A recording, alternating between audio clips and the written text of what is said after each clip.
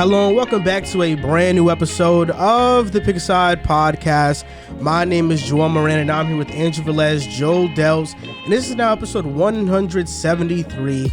In this episode, we are going to do a mock draft for the 2022 NFL Draft, talk about prospects we're higher on and lower on than most, the Colts signing Stephon Gilmore, Robby Anderson throwing shade towards Baker Mayfield, and ranking some receivers from the 2019 draft class. A quick Patreon shout out to Danko Hawkins, Corrupt, Matthew Jimenez, Caleb, Travis, Drew's the GOAT, Holmes, Nairi, your boy Nick, Pimp Chimpin, Jake the Snake, Corrupt, G Boog, Kobe, Dylan, Afosa, Mason, Rico the One, Gentile Drew, Cade MVP, Mark, SP Vorzi Shot, Jordan Watt, Evan, Dylan, Joel is the GOAT, Mayo, Andre, Matthew, Peter, Daniel, Ben, William, Ruthless Rootster, Sensei Stevie, Joel B, SA Crimes, Kevin S, Eagle Dalla, Tizzy, Corey, Get Funkoed, Dylan,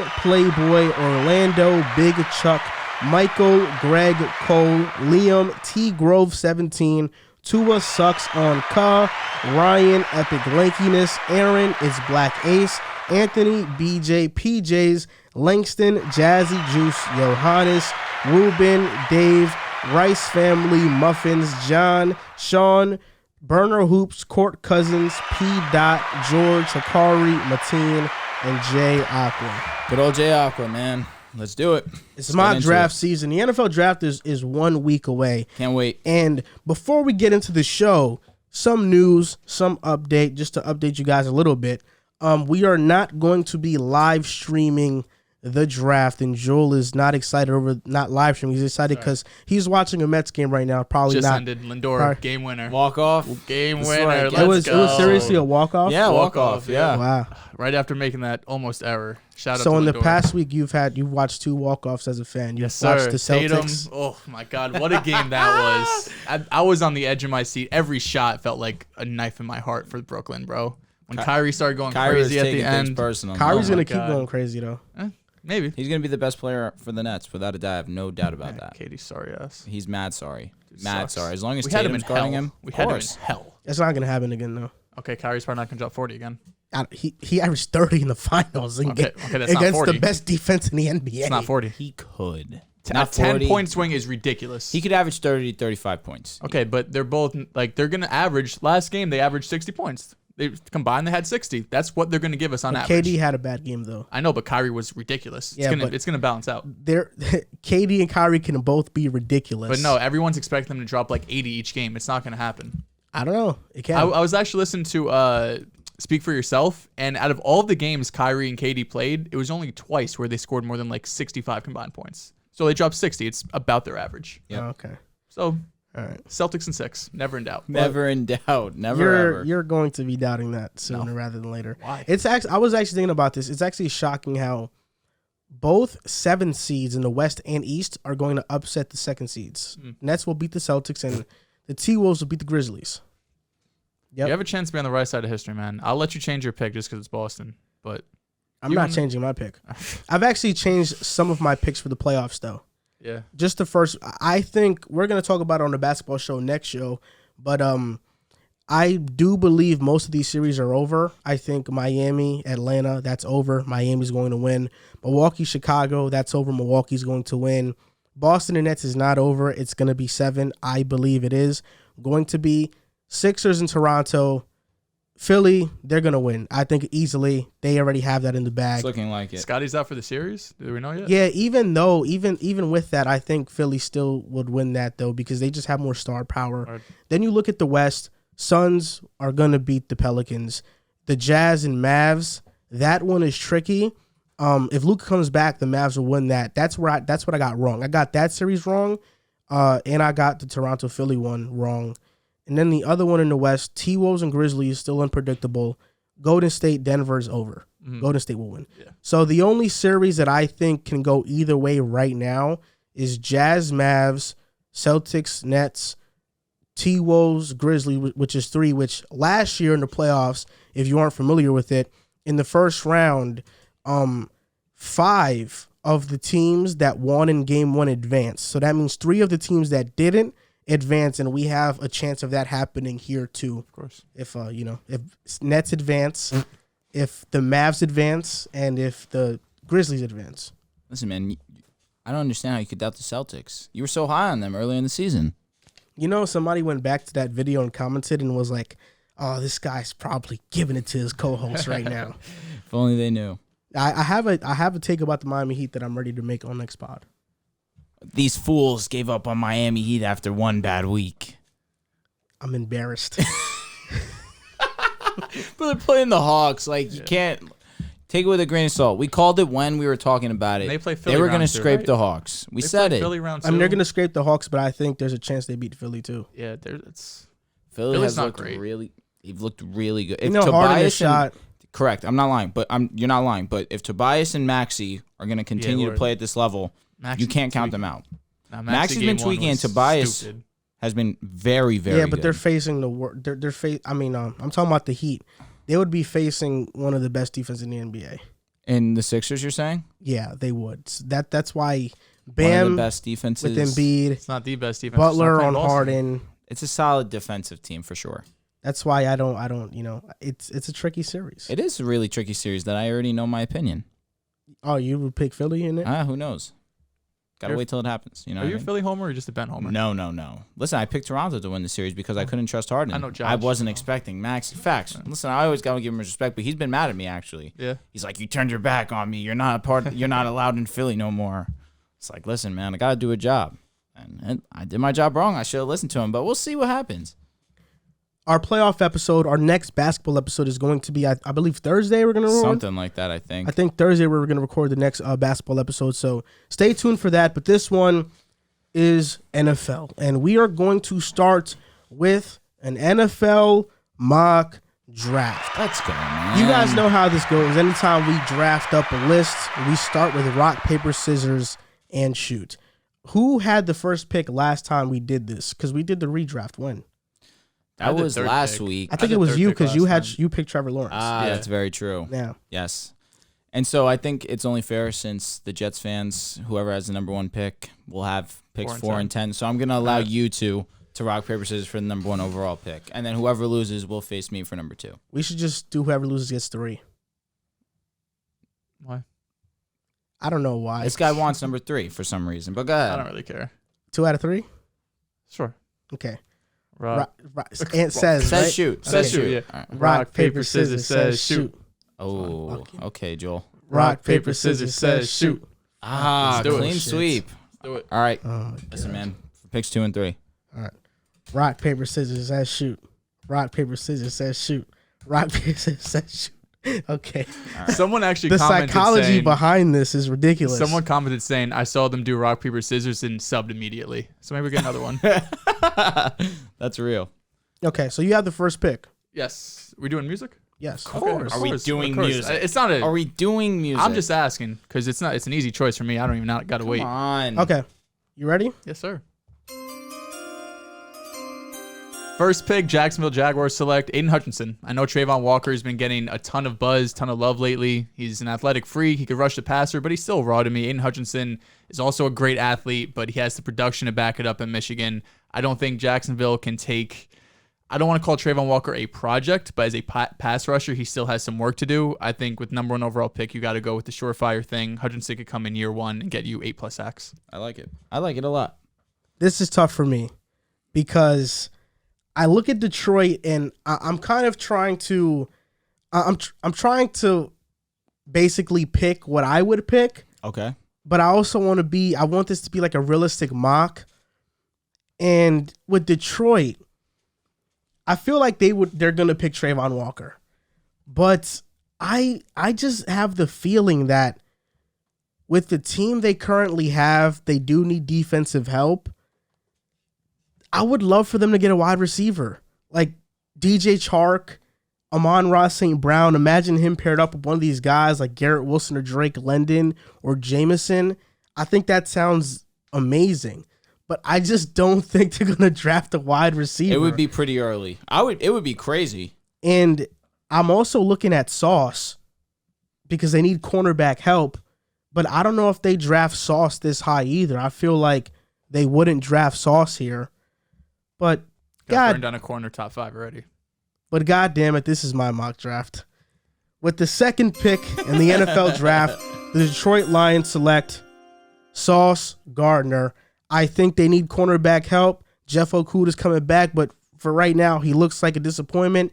I would go corner here, solidify the secondary of that defense. They already have Julian Okwara, Romeo Okwara. They have at least some pass rushers there, so I don't think they don't have to reach for a Trayvon Walker. And I would love Sauce. I think he's a lockdown corner, and Detroit desperately needs that right now. All right, you could hit my music. Now, with the third overall pick, I do have the Houston Texans selection here. And the reason why I am going with Kayvon Thibodeaux is because the Houston Texans need essentially everything. And I understand the things going on with Kayvon Thibodeaux, given the fact that his personality may not fit most NFL locker rooms. But when you're the Houston Texans, you need a game changer, and that is Kayvon Thibodeaux. He has all the attributes to be an X-Factor type edge rusher, and I'm going with Kayvon Thibodeaux. Now, Joe? Made my pick easy, because if you passed up on Kayvon, I was going to have a hard time deciding between him and the pick that I think, if the board falls like this, which would be a bit surprising, no tackles going top 3. I guess that's it standing now. Only the Texans would probably be considering tackle, but at 4th, the Jets, it's Trayvon Walker. Okay. I know I called him a bit of a project, but he has all the tools to do it. Robert Saleh knows if there's anyone could do it, it's him. He had 7 pressures in the national championship game, so although he didn't play a ton at Georgia, I would say about as half as much as a normal player would on their college team.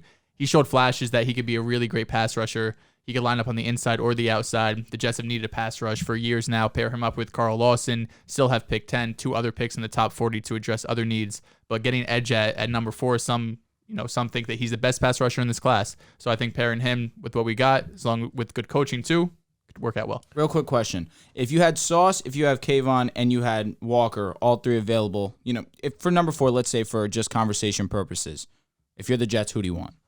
Drake London. At number 4. You could get him at 10, but realistically. I would pick It's tough. Trayvon. Trayvon? Mm-hmm. That's tough. I would pick Trayvon. So I think this was a great pick. I've seen some things from Jets reporters saying that corner is a real consideration at 4, so I think Sauce would be in the conversation. For sure. But I think it's going to be hard for them to pass on the pass rushers. They need one so bad. No, definitely. Between Trayvon and Kayvon. What I've heard from Kayvon is his interview with the Jets went really well. They were really impressed with him. Nice. I know that was a big issue going into it, so as long as that went well, which it sounds like it did, maybe that jumps him up the board. It's just, do the Jets... Are they going to put a lot into account that Kayvon's done it for multiple years and was fantastic his freshman year, or Trayvon, who hasn't shown it as much but probably has the higher upside? I think they would go Trayvon, but I'm not sure. Okay. I think they would go edge, though.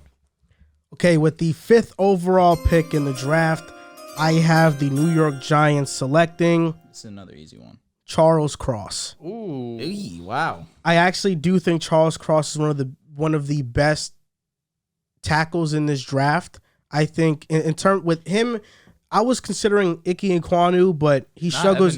He struggles in pass pro. I was too.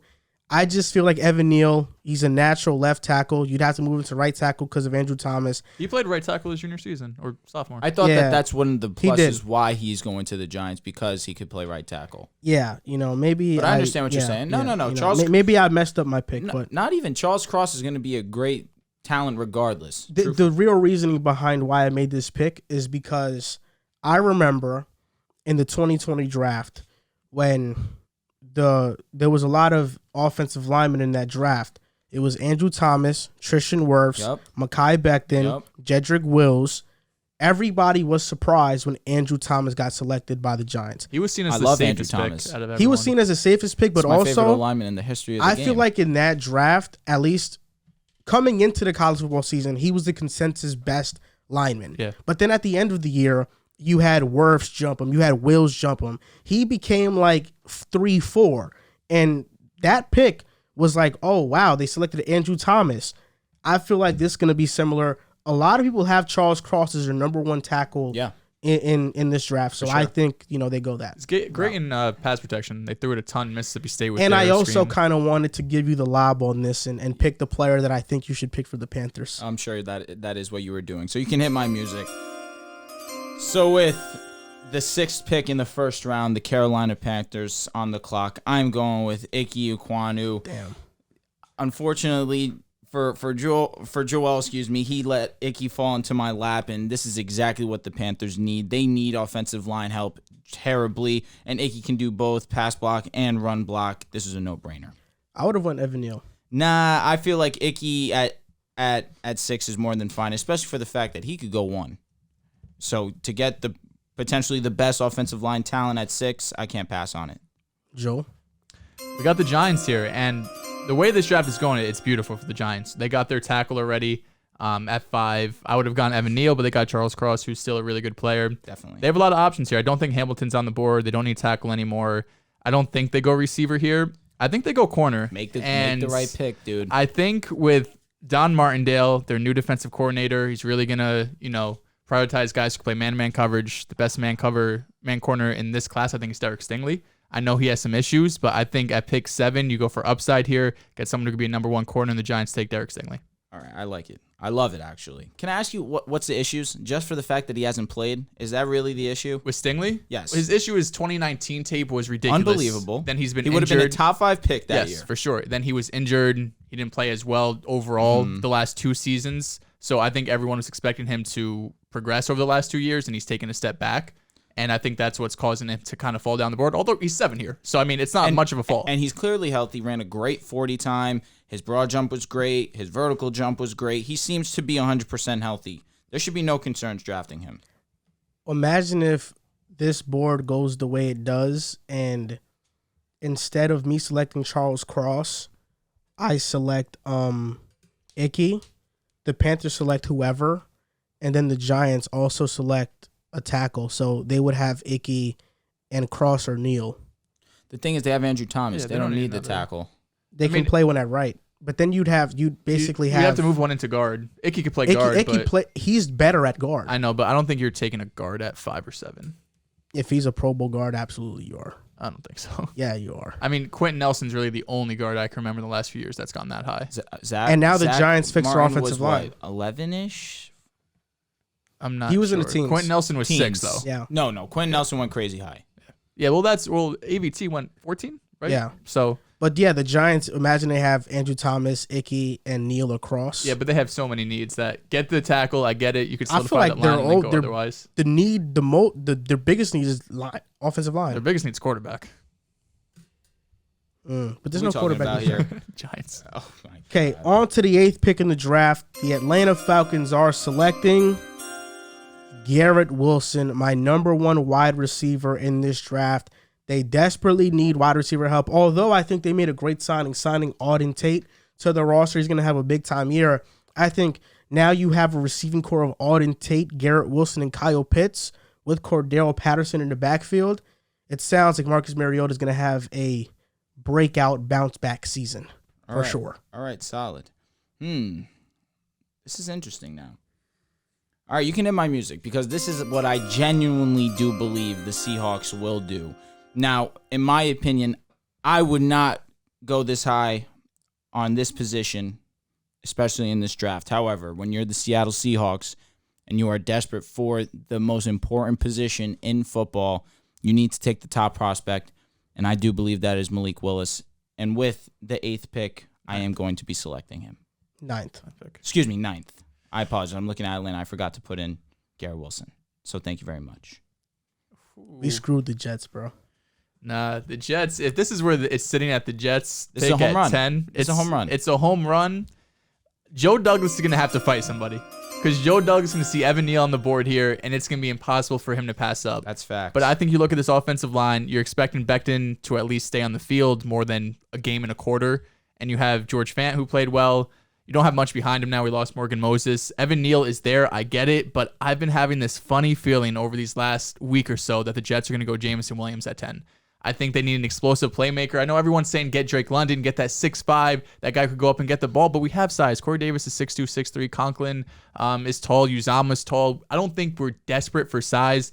Jameson Williams brings something to this team, 6'2". There you go. But he brings just something different to this team in terms of explosiveness, game breaking. They wanted Tyreek Hill.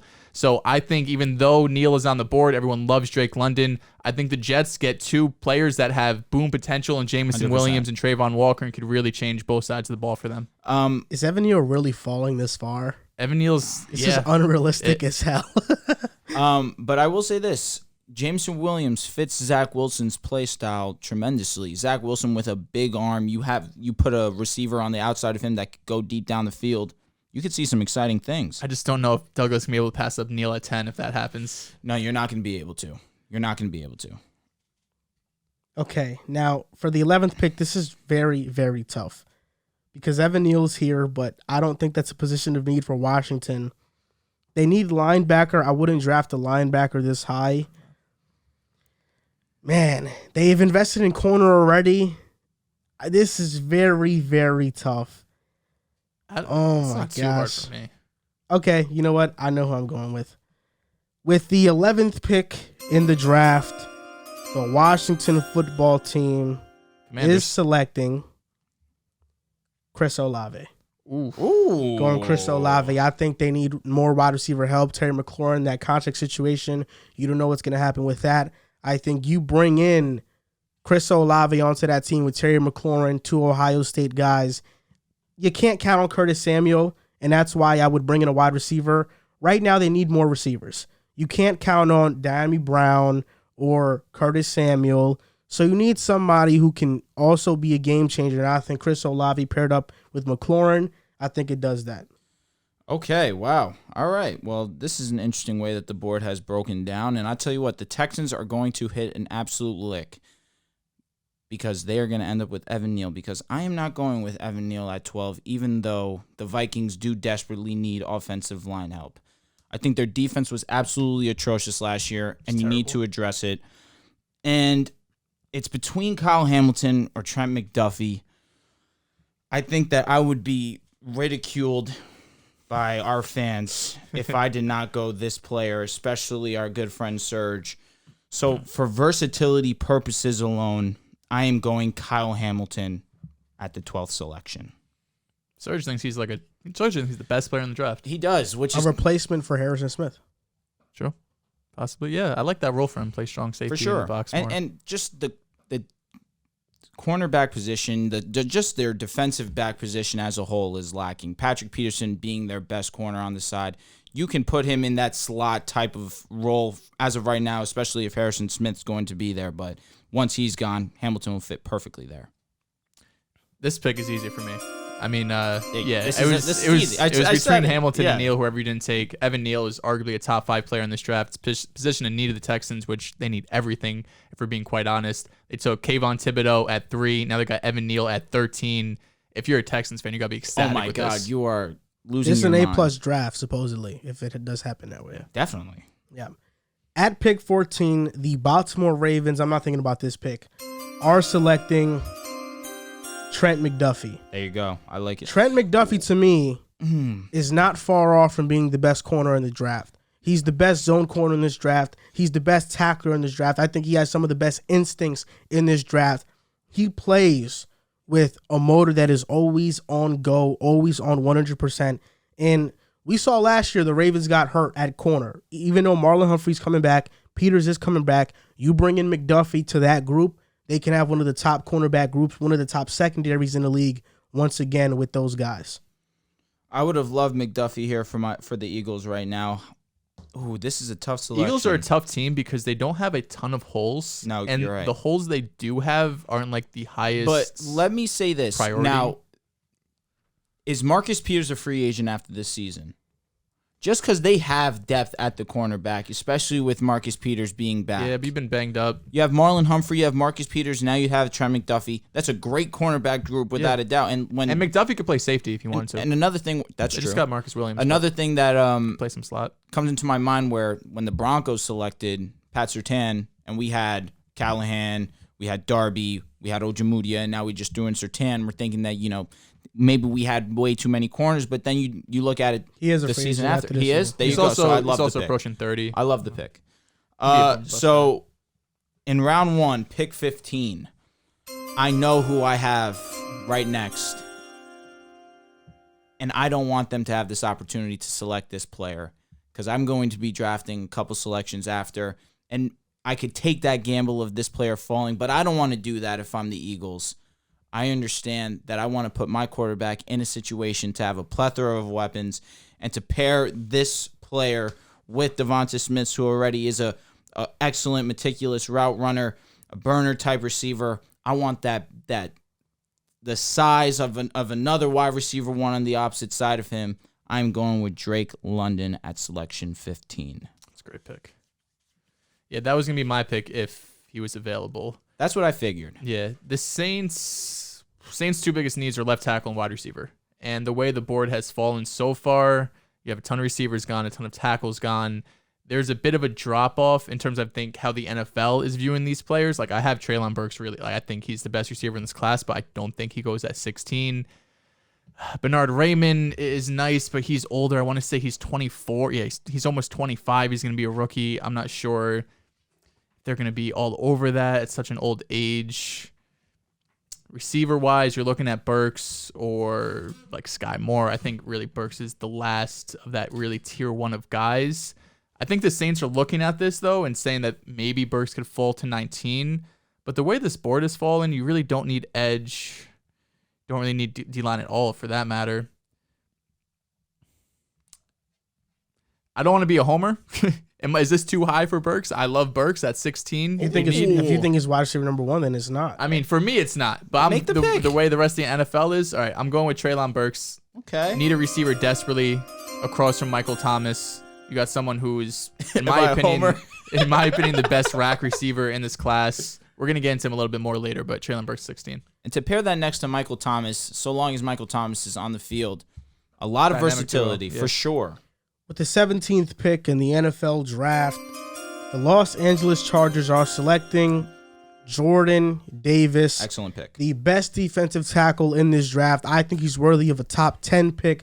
The fact that he's going to land here with the Chargers, they need an interior defensive lineman, although they did sign Sebastian Joseph Day. Great pick. They need as much depth as they can get because they do play a lot of dime. And because of that, I think they go Jordan Davis. All right. I actually was looking at Jordan Davis for my pick with the Eagles at 18, given the fact that Fletcher Cox, his time with the Eagles is looking like it's going to be coming to an end soon. Now, with that being said, they do need linebackers. I'm looking at Devin Lloyd. I'm looking at Nakobe Dean. And I think that with our selection, you can hit our music. I am going to be selecting Nakobe Dean. Nakobe Dean, okay. You don't worry at all about his size, only being 5'11"? That is a worry, but I do feel like his athleticism, his ability to read plays, I feel like JOK that's was why. 5'11". There you go. Sure. And JOK put up a good rookie season. Well, Pretty same sure thing. it's Same thing. 5'11", you still have time to grow. But at this point in time, who knows? 5'11" only exists in the NFL. It's Because true. if you're 5'11" in real life, you're saying you're 6 foot. Yep. You No, know? definitely. For sure. So 19, we'll get back to the Saints here. They took Treylon Burks at pick 16. As we mentioned, tackle is probably their other outstanding need. I don't love Tyler Penning. I thought he had some... Trevor Penning. I don't think playing at Northern Iowa, the best competition, also at the Senior Bowl, he had some really ugly tape. I know there were some highlight plays, but there's also some plays where he's like throwing defenders into his quarterback, like at the ankle, just overall didn't look great. I'm going a bit down the board here. Someone that's risen up the boards and just the people that I respect across the draft community is Tyler Smith from Tulsa. He's one of the younger players in this class. He's only 21 years old. He's only 21 years old, as I mentioned, but he could play guard, I think, to start off and then move later in his career, move over to tackle and potentially be their franchise left tackle. I don't love Raymond, like I mentioned, at 25 years old, and Penning. I have some issues with this tape. Tyler Smith's not a great run blocker, but I think he could develop into that. The Saints have shown they could develop players overall. So stick him at guard to start off and then move him to tackle later on. What's this guy's name? Tyler Smith from Tulsa. Excuse me. All right. That was, according to PFF, that's a player not in the first round.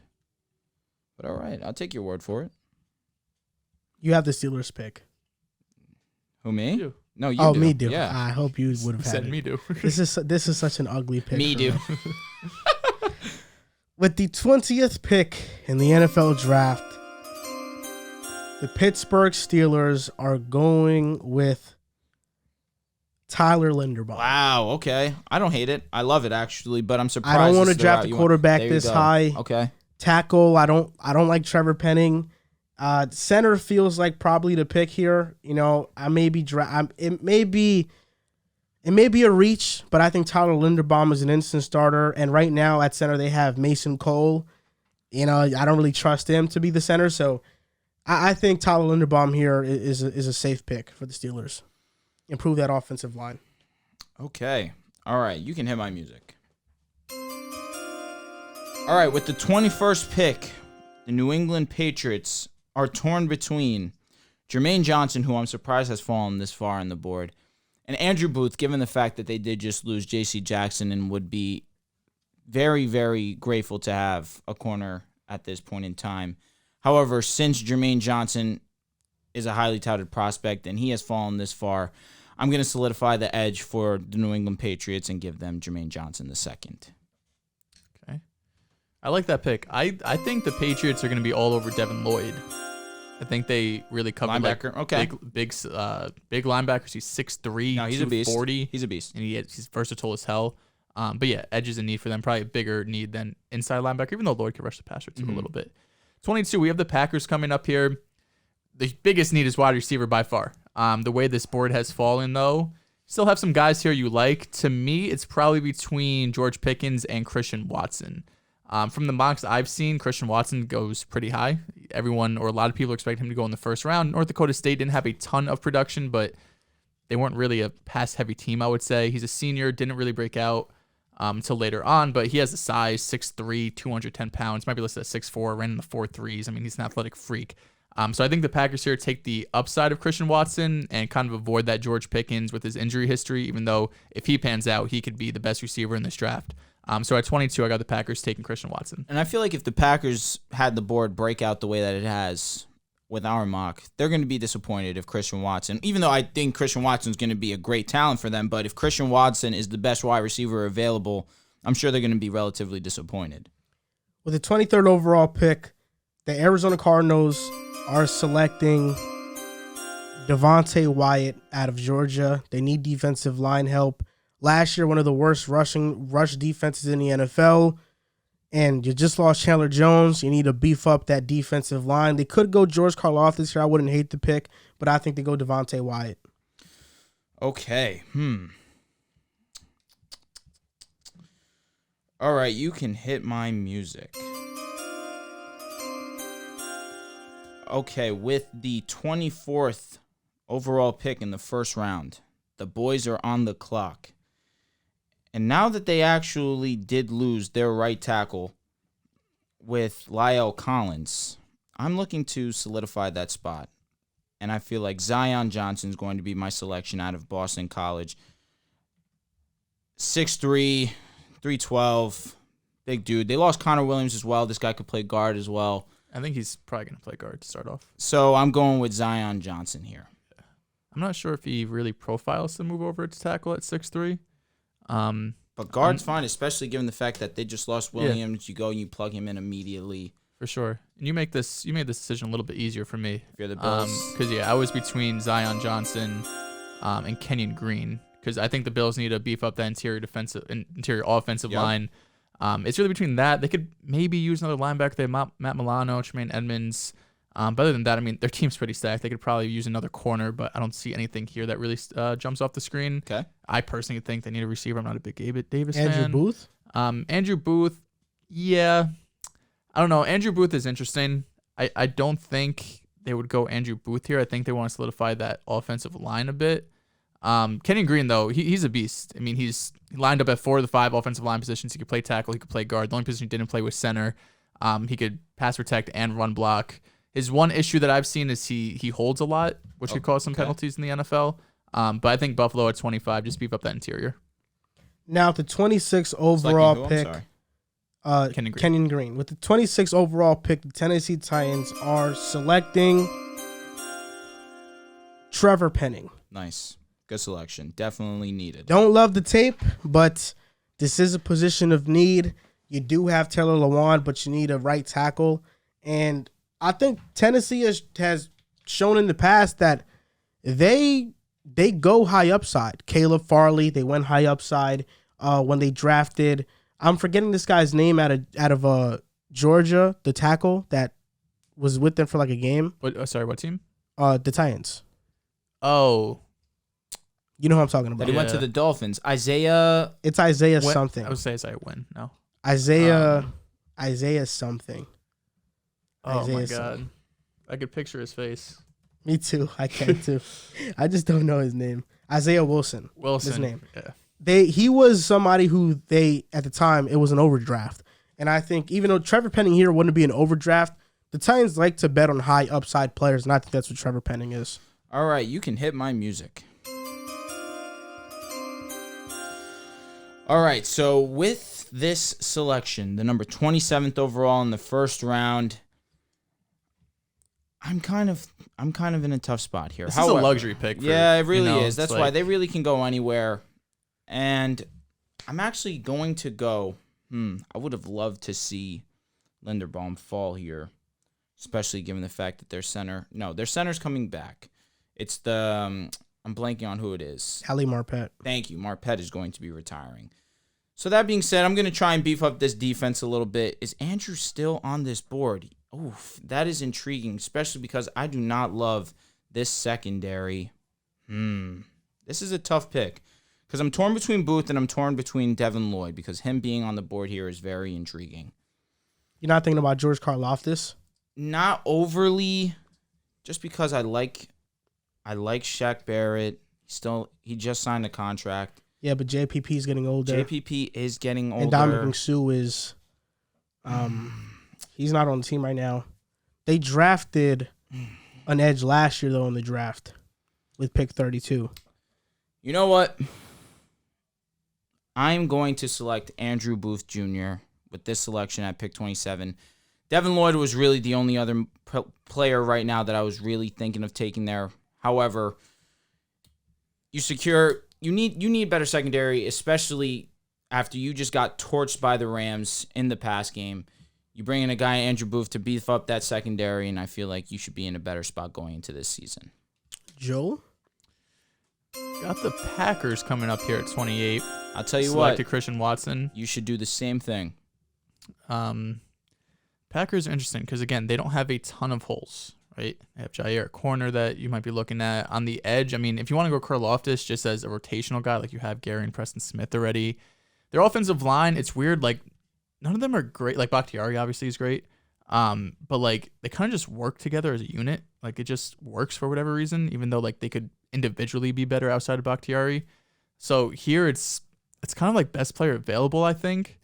And Karlaftis is on the board. He has a high motor. He's someone I think that they could cover it coming out of Purdue.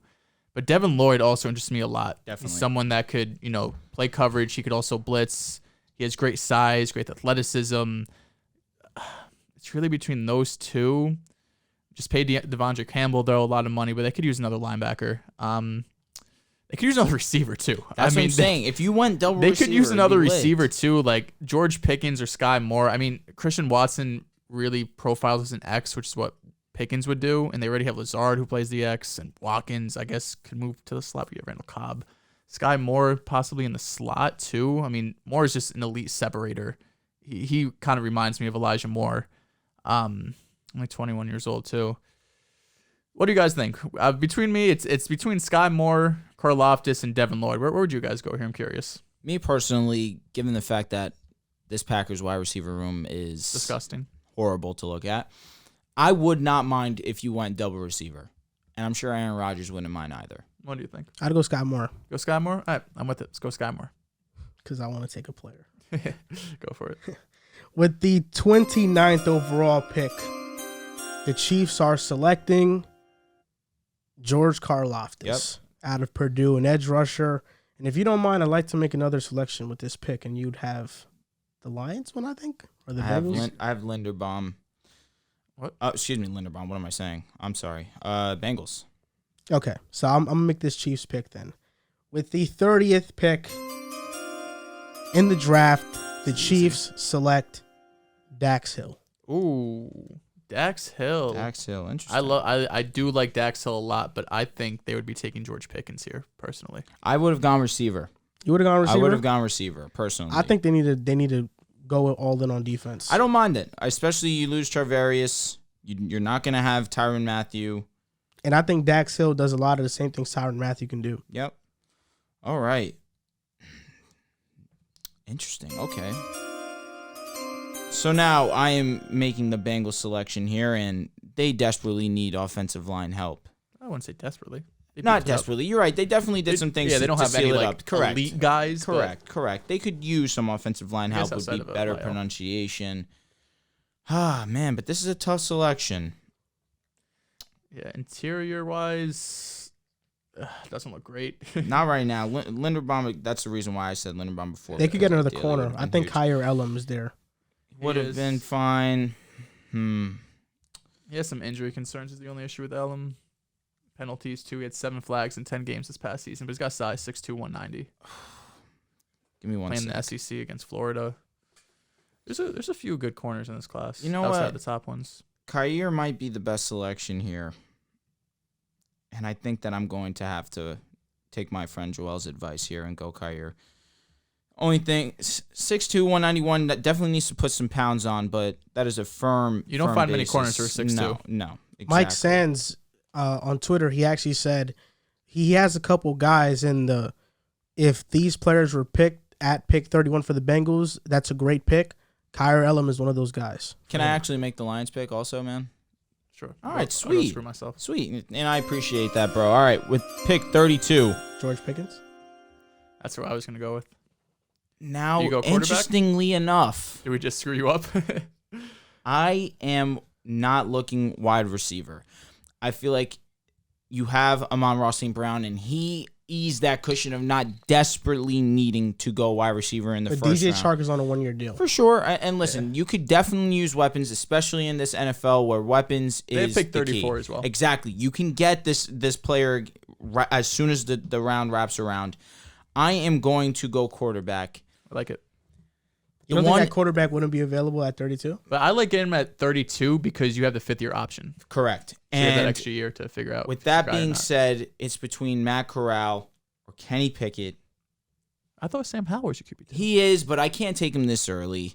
Sam Howell, I do have a lot of faith in. I don't think there's a consensus on any of these guys. There's really not. If he's your QB2, I mean, unless you don't think he fits well in Detroit. No. And Jared Goff's better than all these fools. He is, but at the same time, help Jared Goff out. So what? You could win 5 games instead of 3 next year? No, because if Jared Goff has these weapons, 2017 Goff is coming. And this guy and Jared Goff can do a good job of fathering in one of these rookie quarterbacks. So with that being said, the number 32nd pick of this first round is actually going to be Kenny Pickett. I like it. Gets to stay inside a dome too. Maybe those hand concerns don't worry you as much, even though you got to play. But even still, that doesn't concern me overly. Chicago. The only thing that concerns me is his age.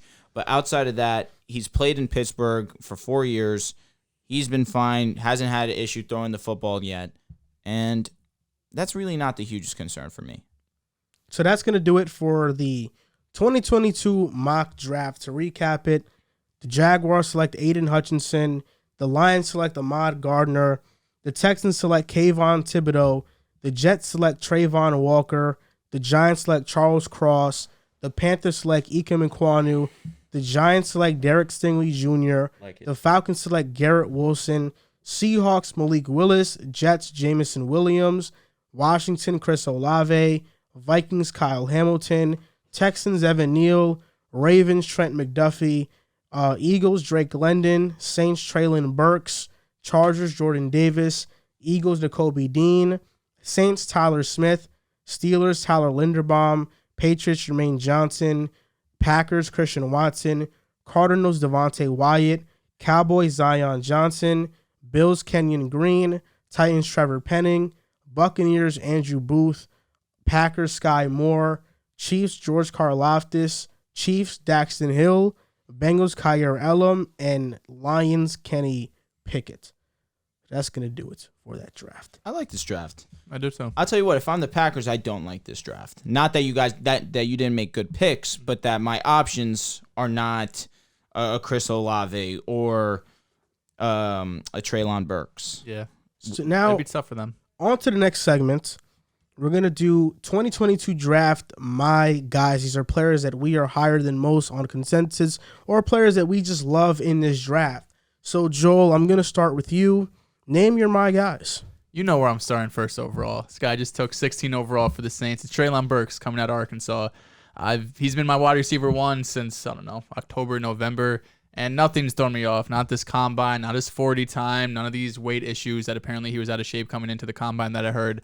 He has this thing where, like, they call it country weight. Like, he's from Arkansas, right? Where he says, like, he just puts on weight because he's a country boy. I don't know if maybe if you're from Arkansas or the Midwest, let me know if that's a thing, but he's able to shed it off really easily. He goes out there and he hunts hogs with his bare hands. He's a man's man. Like, how can't you want that? I mean, his size is ridiculous. 6'2", 225. He's got 33.5-inch arms, just 92nd percentile. And I know everyone freaks out with the 40 time. He ran a 4.55. I was expecting him to run the 4.4s. But you have to remember, he's 6'2", 225. When you're looking at Garrett Wilson and Chris Olave, he has 40 pounds on these guys. So he's a huge wide receiver. So holding up to that 4.4 standard, maybe with me included, was not exactly, fair to him. But if you look into his speed score, which takes into account his weight combined with his 40 time, there's some formula out there. Burks was an 85th percentile. If you look at Wilson and Olave, they're both around 65th percentile. So they ran fast as hell, don't get me wrong, but they ran about what you would expect for their height and weight. Both those guys around the 180 range, 6 foot to 6'2". So Burks, even though he's a bigger receiver, he still scored really well. He has, if you look at recruiting analytics, they do a great job like tracking these guys with a GPS. Treylon Burks hit 22.6 miles per hour in a game this past season, would have been the fastest out of all of the runs in the NFL. It might take some time for him to get going, but once he gets that top speed, nobody's catching him. We saw that happen against Alabama. If you can't trust him doing it against Alabama, then I don't know what to tell you. There's issues as well that people say about in terms of him getting open, his separation. His open percentage on go routes was higher than Jameson Williams. His open percentage on hitch routes, which is the most run route in the NFL, was higher than Drake London. So if you don't have an issue with Drake London and Jameson Williams getting open, I don't think you should have a huge issue with Treylon Burks. There's an issue with him with manufactured targets, and I get that. Oh, he lines up in the backfield. He gets all these easy touches. His average depth of target was 11.7 yards. Kyle Pitts was 11.8 yards. DJ Moore's 11.9 yards. I don't really see it as an issue. I mean, it's higher than Drake London's past season. It's higher than JSN's, who everyone's in love with in 2023. Against press is another issue I see. Oh, he can't win against press. He didn't do a ton this past season, playing against press, that is. But his yards per route run, which is 6.4. So he got 6.4 yards down the field when he was playing press, which shows me that press is not a problem for him. He's 6'2", 225. There's not going to be many corners that are going to be able to put their hands on Treylon Burks and stop him if he wants to get going. So Treylon Burks is my guy, my number one main guy. We have some other ones I'm not going to get as in-depth in just because I need to really... I'm tired of the Treylon Burks slander. He's my wide receiver 1. There's been talks about him possibly falling to the second round. I just get these flashbacks of... Not saying he's the athlete DK Metcalf is or AJ Brown, but just overthinking from the NFL. Everyone falling in love with these guys who ran in the 4.3s and have this crazy high upside. And don't get me wrong, I like the other wide receivers too, but I think people are just overthinking Treylon Burks. The other two guys I'll talk on a little bit as well. We mentioned him, Daxton Hill from Michigan. He's listed as a corner on PFF, but I think in the NFL he's going to play free safety. He's going to play deep. Nice. He ran a 4.38, 6.58 in the 3 corners, the 98th percentile. He's super agile, super quick, super fast. He can play free safety, which I'm expecting him to play, but he also has the versatility to play in the slot, just based on his ability to, his agility, as well as just his natural skills. He does have to improve his strength. He's 6 foot 190, so he's a little bit slim. But I think if he puts on, 10 pounds coming into the NFL the next couple of years, he could be a really good free safety. And then the last person I want to talk about, I'm not going to classify him as a my guy because he's probably going to go top 10, but I think everyone needs to relax on Kayvon Thibodeau. I think it's possible that we've gotten prospect fatigue. His freshman year, everyone penciled him in as the number 1 overall pick in the 2022 draft. His sophomore and junior seasons, he didn't really live up to that hype being number 1 overall, but he's still a really good player. And I know a couple guys surpassed him. I would definitely take Aiden Hutchinson over him still. Trayvon Walker is a bit of another discussion. It's more so of, do you want to take the risk on Trayvon Walker's just raw athleticism and size, or Kayvon Walker maybe having some issues off the field, even though I have heard that he did really well in terms of interviewing with these teams. what did I say? Thibodeau? Kayvon Walker. Oh, Kayvon Thibodeau. He has the size, 6'4", 260. He moved all around the line of scrimmage for Oregon, but he's really going to be at his best 3-4 standing up on the edge, I think. Great burst and first step. Had 10 sacks, 9 tackles for loss. Is a true freshman. He had really good numbers this past year, and he has the ability to take over games. This past season, he had 48 pressures. Half of them came in 3 games. So there might be moments where he has lapses or checks out at time, but if you could get him going, get his mind right, he could be a dominant force in the NFL. All right. I like it. I like it a lot. You clearly are a huge Treylon Burks individual, and justifiably so. The dude's a freak of nature. Now, for my guys, I've been very adamant. My wide receiver 1 in this draft class is going to be Jameson Williams. ACL injury in 2022 is not a huge deal for me. It is not a deal breaker if I'm one of these teams. I understand that this guy, Jameson Williams, is a game breaker, has big play abilities every single time he's on the field. You give him a few weeks to get healthy with the ACL. He'll probably be back around weeks 4 or 5. I've heard he's ahead of schedule for his ACL, so it might be before that. That is the crazy thing about ACL injuries. We saw Adrian Peterson tear his ACL in what, week 14, week 15, he was ready week 1. How many years ago? For real. And now medicine is just even more advanced than it was. I have no worries about Jameson Williams. The only concern of mine would be that he's a little bit undersized in the sense of he's 180 pounds. We want to see him beef up a little bit, but he's still 6'2" and runs a sub 4.3. He's a freak. Now, another one of my guys is going to be Rachaad White out of Arizona State, running back, 6'2", 210, ran a 4.4, 840, has great hands for a running back, does a great job of shedding tackles, and is very patient and is great at reading the field. Great at reading where his holes are and hitting the holes fast with great speed. Is a decent blocker as well. I see not Alvin Kamara, because Alvin Kamara is one of the best talents in the league, but when I see Rachaad White, all I can think of is a player like Alvin Kamara, where he's great out of the backfield, very patient, but great with his hands as well. And lastly, similar to how Joel is defending Kayvon Thibodeau, I'm going to defend Derek Stingley, because Derek Stingley in 2019 would have been a top 5 pick, was an all-world talent that 2019 season with the LSU team, one of the greatest, if not the greatest, college football team of all time. By the way, Treylon Burks, as a freshman, had 3 yards for 80 catches against that team. There you go. 3 yards for 80, 3 catches for 80. That's pretty impressive. That means he had one huge play. He's a freshman? I'll take that. He's on the team. And Derek Stingley was a freshman. He was first team. Oh, SEC. Derek Stingley was probably the best freshman quarterback I've ever seen. Had the most interceptions in the SEC. I think he was top 5 in NCAA. He was unbelievable that season, but a lot of concerns are over his injuries and his inability to be on the field, to really show that he is the talent that he is. Was excellent in his pro day. 4.37, had a vertical 38.5. This dude is a freak of nature athlete. I have no concerns. He says that he's 100%. He looks like he's 100%, and I'm doubling down. I think he's going to be an excellent talent. 2022 draft, my guys. Trent McDuffie. The motor this guy plays, he's like an Energizer bunny. His motor's nonstop. He's like an electric car. You don't need to put no gas in it. He's just going to go. He's always charged up. He's the best tackler in this draft at the cornerback position. There's no doubt in my mind. I think he's going to be a fantastic corner. He is undersized. He, to me, I've said this before, it's not far off that he could be the best corner in this draft. He is that good. Greg Dulcich is also my guy, and I've been high on Greg Dulcich since I started watching tape, and it wasn't even purposely. I was watching another team's tape. They happened to be facing UCLA, and I'm like, who is this tight end that keeps popping off the screen? Search him up, and it's Greg Dulcich, the athlete that he is.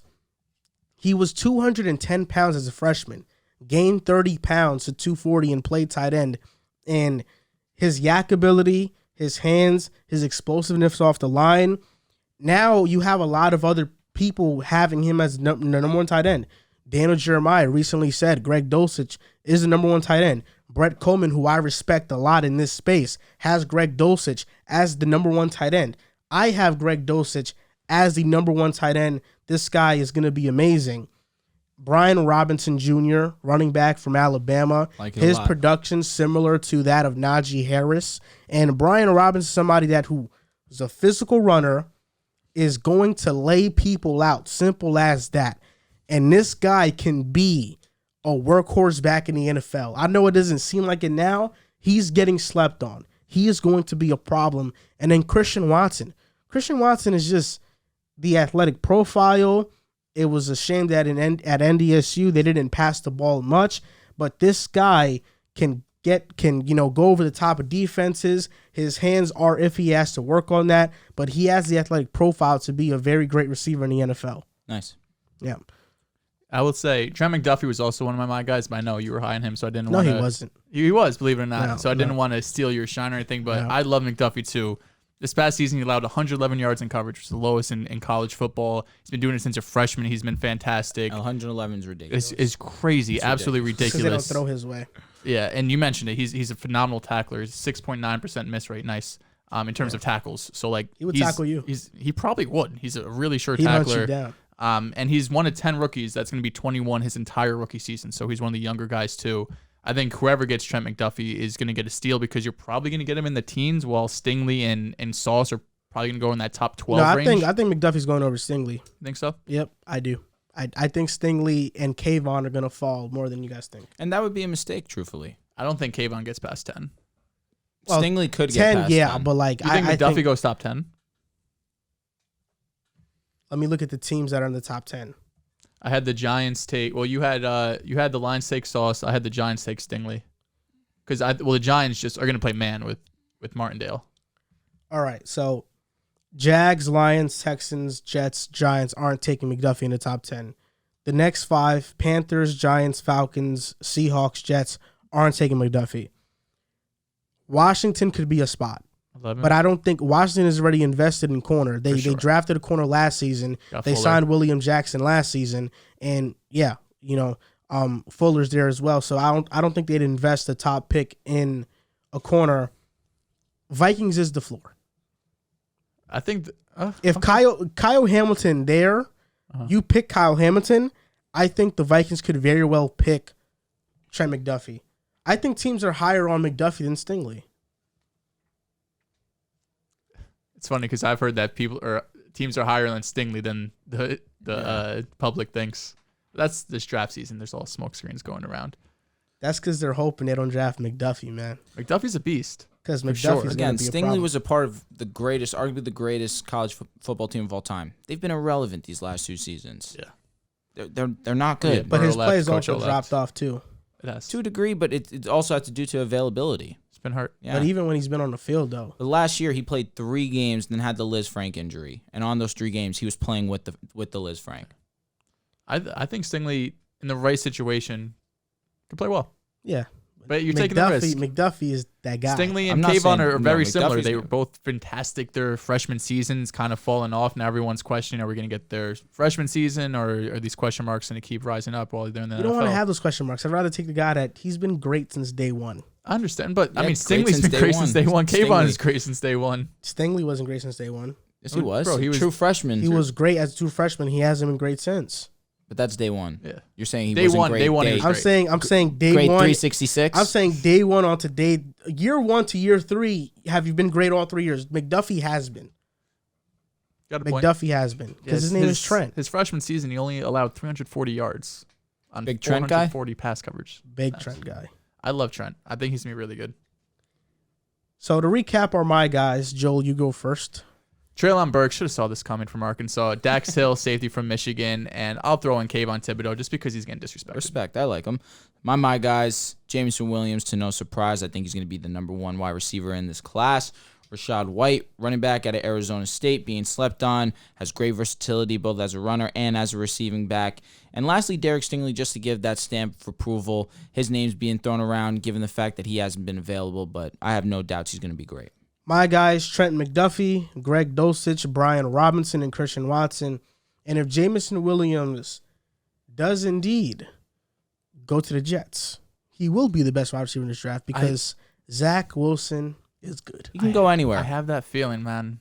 Listen, I'd Something be in my geeked. stomach I'd be just geeked, telling so then me we it's can go to Jameson. MetLife and we can watch him every Oh, Sunday. I'll be his biggest fan. Is it the same feeling that gives you the feeling that the Nets are going to lose to Boston?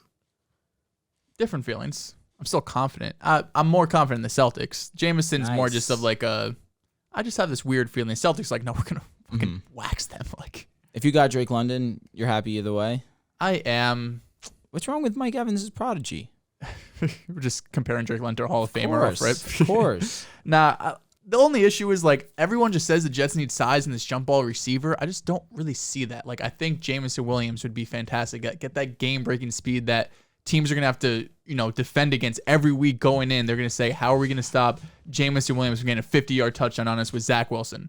Drake London, it's a bit of a different in terms of how defenses are going to be looking at it because he doesn't have the speed. I think he would have ran in like a 4.65, which is fine. He's a big guy. And if Zach can be precise with his reads and quick on his timing, she will be. And I like LaFleur, his mind with Jameson Williams using his speed compared to Drake London's. Cooper Kupp just had one of the greatest seasons a wide receiver could ever have, and he's not this towering wide receiver by any means. Oh, no. He's very meticulous in his routes. Look at Justin Jefferson. He's like 195. Exactly. You have an Elijah Moore, great route runner.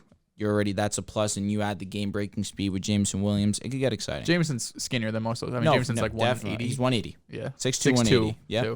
Like, he needs to put meat on his bones. I was going to say, we're going to get a different receiver I wanted to bring up. But prospects we're lower on. Which ones are the ones you're lower on? So, just talking about it, Chris Olave is a receiver I'm lower on. Ohio State, there's a couple issues I have with Chris Olave. The first one is he was expected to come out his junior season. He had a really good year. He was looked at as one of the more refined wide receivers in the 2021 class, and he kind of surprised everyone coming back for his senior year. Then while he was there, Garrett Wilson was better than him. JSN was better than him. And I'm kind of stuck between, is Olave really just this great receiver, and he's just stuck behind two guys who are better than him? I mean, Garrett Wilson is probably the consensus wide receiver one if you look at all the mock drafts and all of the analysts. And JSN is the wide receiver one or wide receiver two behind Keyshawn Boutte in the 2023 class. So there's a chance Olave just kind of got unlucky, and he's in a wide receiver room with two really, really great elite other wide receivers. But he's also a senior, and he was their third best wide receiver. I'm expecting you to be a senior to be the leader of the wide receiver room, not off the court, or off the field, but on the field being the most dominant force. And Olave really isn't in that. I don't see him as a wide receiver one. I don't really see him as a high-end wide receiver two. I think he has a role in an offense for sure. He's fast. He's 6 foot, I want to say. I have his height and weight somewhere. 6'1", 187. So in terms of like BMI, he's a little bit skinnier. Like someone like Devontae Smith last year, who's only 6 foot 170, on tape he just looked bigger than Chris Olave. Right when I watched Devontae Smith last season, he was making catches over the middle of the field, great contested catch over the top. Just overall, even though he was super skinny, just played big. While I feel like Olave just plays to his size, plays a little bit smaller. He has absolutely no yak ability. That's another issue I have with him. He forced 10 missed tackles his entire college season. Only 2 missed tackles his senior season. So he's going to catch the ball, and that's all that happens. Maybe he could run by you with his 4.3 speed and really get behind you. But if you need to have some sort of yak ability in this league, even though he is arguably the best route runner, I think it's Garrett Wilson, but Chris Olave is up there as well. I just worry about him in the NFL. You're not going to be able to run by everyone all the time unless you have the elite speed like we're expecting with Jameson, guys like Tyreek. So Chris Olave being fast but not incredibly fast in terms of the top 1% while having very little yak ability. The third fastest 40 time, though? He ran 4.39. It was whoever almost broke the record. I'm blanking on his name. Cine almost broke it. That was unofficial time. I'm saying the unofficial. And then you had Wilson, and then you had Olave. He ran a 4.39. It's fast. Okay, come on now. He's still very fast. He is, but unless you're of like the prospects, he's a great route runner. I'm thinking about how are you going to win in the NFL? How is Chris Olave going to win? By being an excellent route runner, which he is, and he has the speed to pair up with it. He gets rerouted a lot, though. He's kind of I wasn't going to say weak, and but listen, he's gonna go to a situation most likely where I don't know if he's that top 2, top 3 prospect that they were talking about earlier in April, like early April, late March. I don't know if that's going to be the case, but let's say he ends up with a Rodgers. He's going to put up an unbelievable season. Let's say that he ends up with the Chargers. He's going to put up an unbelievable season. You put him in a right situation, he's going to be great. So this... Yeah, no, I agree. He has a role in an offense. I don't see him as wide receiver 1 or high in wide receiver 2. But that's what I'm saying. He goes to Green Bay, he can be a wide receiver 1. He goes to a Chargers. I don't know if he can be a wide receiver 1 because you have Keenan, you have Mike Williams. But he's going to thrive in his role there. But in Green Bay, he's a wide receiver 1 on necessity. For sure, but he's going to... But that's going to only benefit his game. Say, for example, if the Chiefs don't take a receiver, Juju's their wide receiver 1. Is he wide receiver 1 or is he wide receiver 1 out of necessity? He can be wide receiver 1. He had 1,400 yards. With Antonio Brown. But now he has Mahomes. Big Ben was great too. I mean, he had 5,000 yards. But Big Ben is not Mahomes. Listen, I know, but he had 5,000 yards. And I'm not saying that you can replace Tyreek Hill with an Olave, but you don't. In a similar type of player where Tyreek Hill is way faster. I don't think they're similar. Similar in the fact that you have a great route runner in Olave. Tyreek Hill is a solid route runner. His Tyreek speed Hill is stronger, game-breaking. faster. Yak ability is night and day between the two. Yes, but Tyreek Hill is stronger. You're coming again. Let's say even a poor man, right? Because you seem to be understanding that Tyreek Hill is a top 5 talent. Yes, that's what I'm saying. My point being is you're going to have Olave come into a situation that they already had a player with similar skill set. He's going to fit in perfectly. The only similarities between the two are they're fast. There you go. And route running. Like, that's the only similarity. But exactly my point. Route running and great hands. I don't see it with Olave, man. I think his absolute ceiling is like a mid-tier wide receiver too. I think that's his best case. But I get what you're saying because out of necessity, sure, anyone could be a wide receiver 1. Definitely. You know, like. But again, we're not talking about a top. Like we've seen Braxton Berrios be wide receiver 1 for a couple weeks. That's not because he is a wide receiver 1. We're talking back end. Listen, respect him. The next Julian Edelman. But I hope you're right. We're talking about the back half of the season where our team's trying to understand what they have.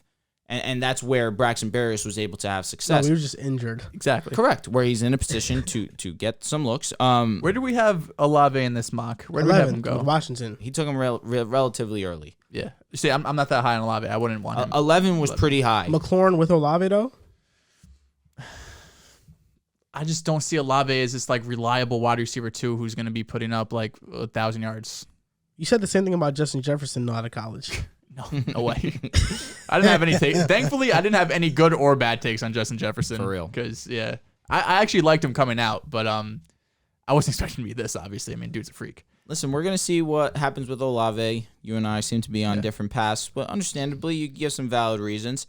However, my prospects that I'm going to be lower on is actually starting with Kenny Pickett, who I ironically drafted with the 32nd pick overall. I do believe that he's going to end up a first-round pick, and I have my reservations with that because, one, he's older, and with that, you need to be, if you're an older quarterback, you need to be very knowledgeable, and your decision-making needs to be up there, refined.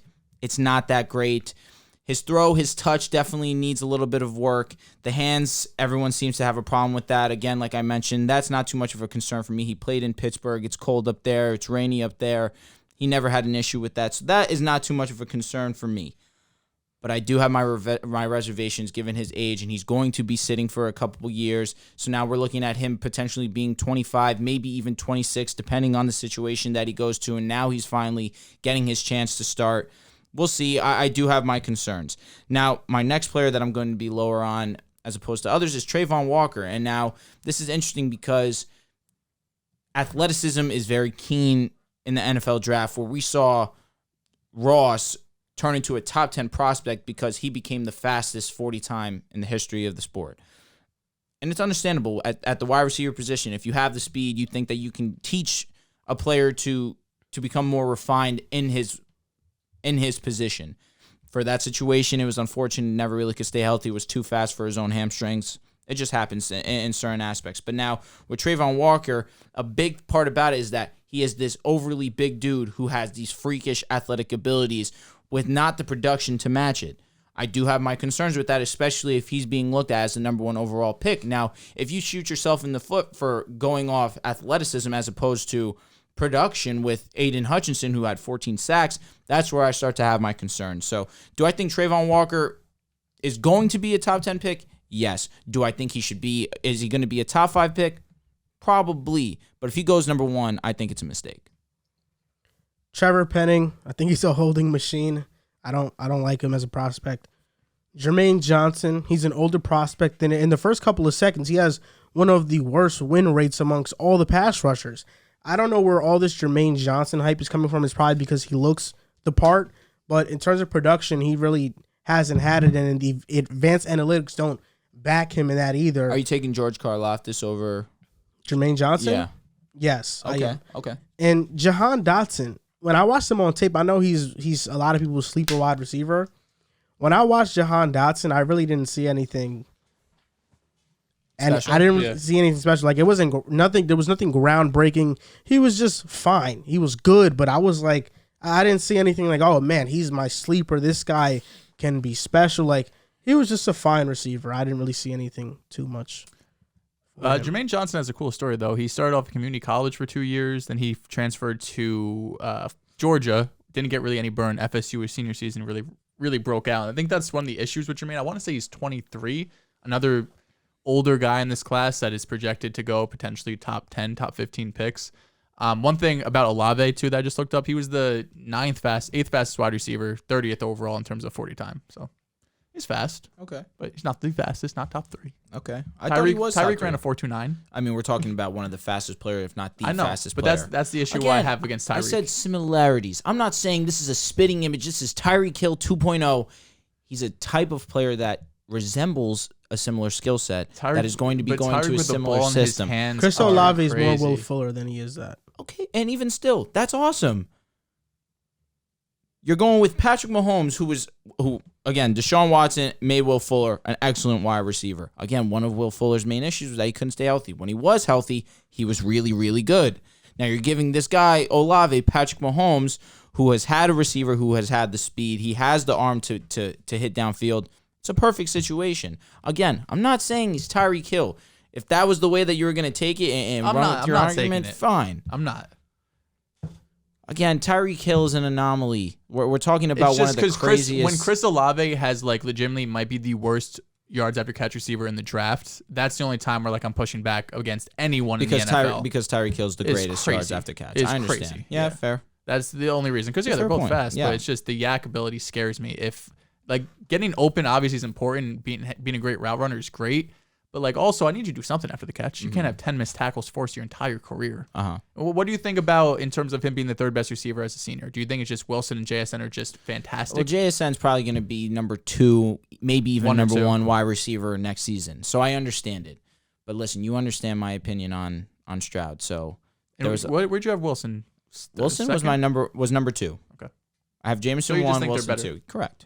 That's fair. I think they're better too.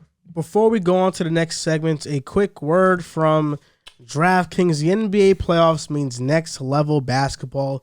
Get in on the first round action with DraftKings Sportsbook, an official sports betting partner of the NBA. This week, new customers can bet $5 on any team to win and get $150 in free bets instantly. You win no matter what. All DraftKings Sportsbook customers can also bet on NBA hoops with same-game parlays. Combine multiple bets from the same game for a bigger payout. The more legs you add, the more money you can win. Plus, each day of the first round, get a risk-free bet up to $10 if your same-game parlay doesn't hit. Download the DraftKings Sportsbook app now. Use promo code TBPN. Bet $5 on any NBA team to win their game during the first round of the playoffs and get $150 in free bets instantly. That's promo code TBPN at DraftKings Sportsbook, an official sports betting partner of the NBA. Now, this next topic is near and dear to your heart. Is about Stephon Gilmore because the Indianapolis Colts signed Stephon Gilmore, and the original topic to this was, are the Colts favorites to win the AFC South? But we know the answer to that. It's yes. Oh they are. Can we stick to the original topic? But now I want to ask you. I want to ask you guys this. It's not yes. Are you ready to admit that you are going to be wrong? Look, this is your chance. God. Wrong about what? This is your chance. It's April. This is your chance. Draft hasn't even happened yet. This is your chance Gilmore to rewrite all of your wrongs, to come back on your opinions and say, you know what? The Colts are actually going to be a real deal. Here we go. Done. Because guys like me realize it. So are you ready to take back all the mean things you've been saying about the Indianapolis Colts? I'm genuinely curious. I'm genuinely curious. Honest question. You tell me, who is Matt Ryan's wide receiver 2? Paris Campbell. Screwed. That's it. Done. We can move on.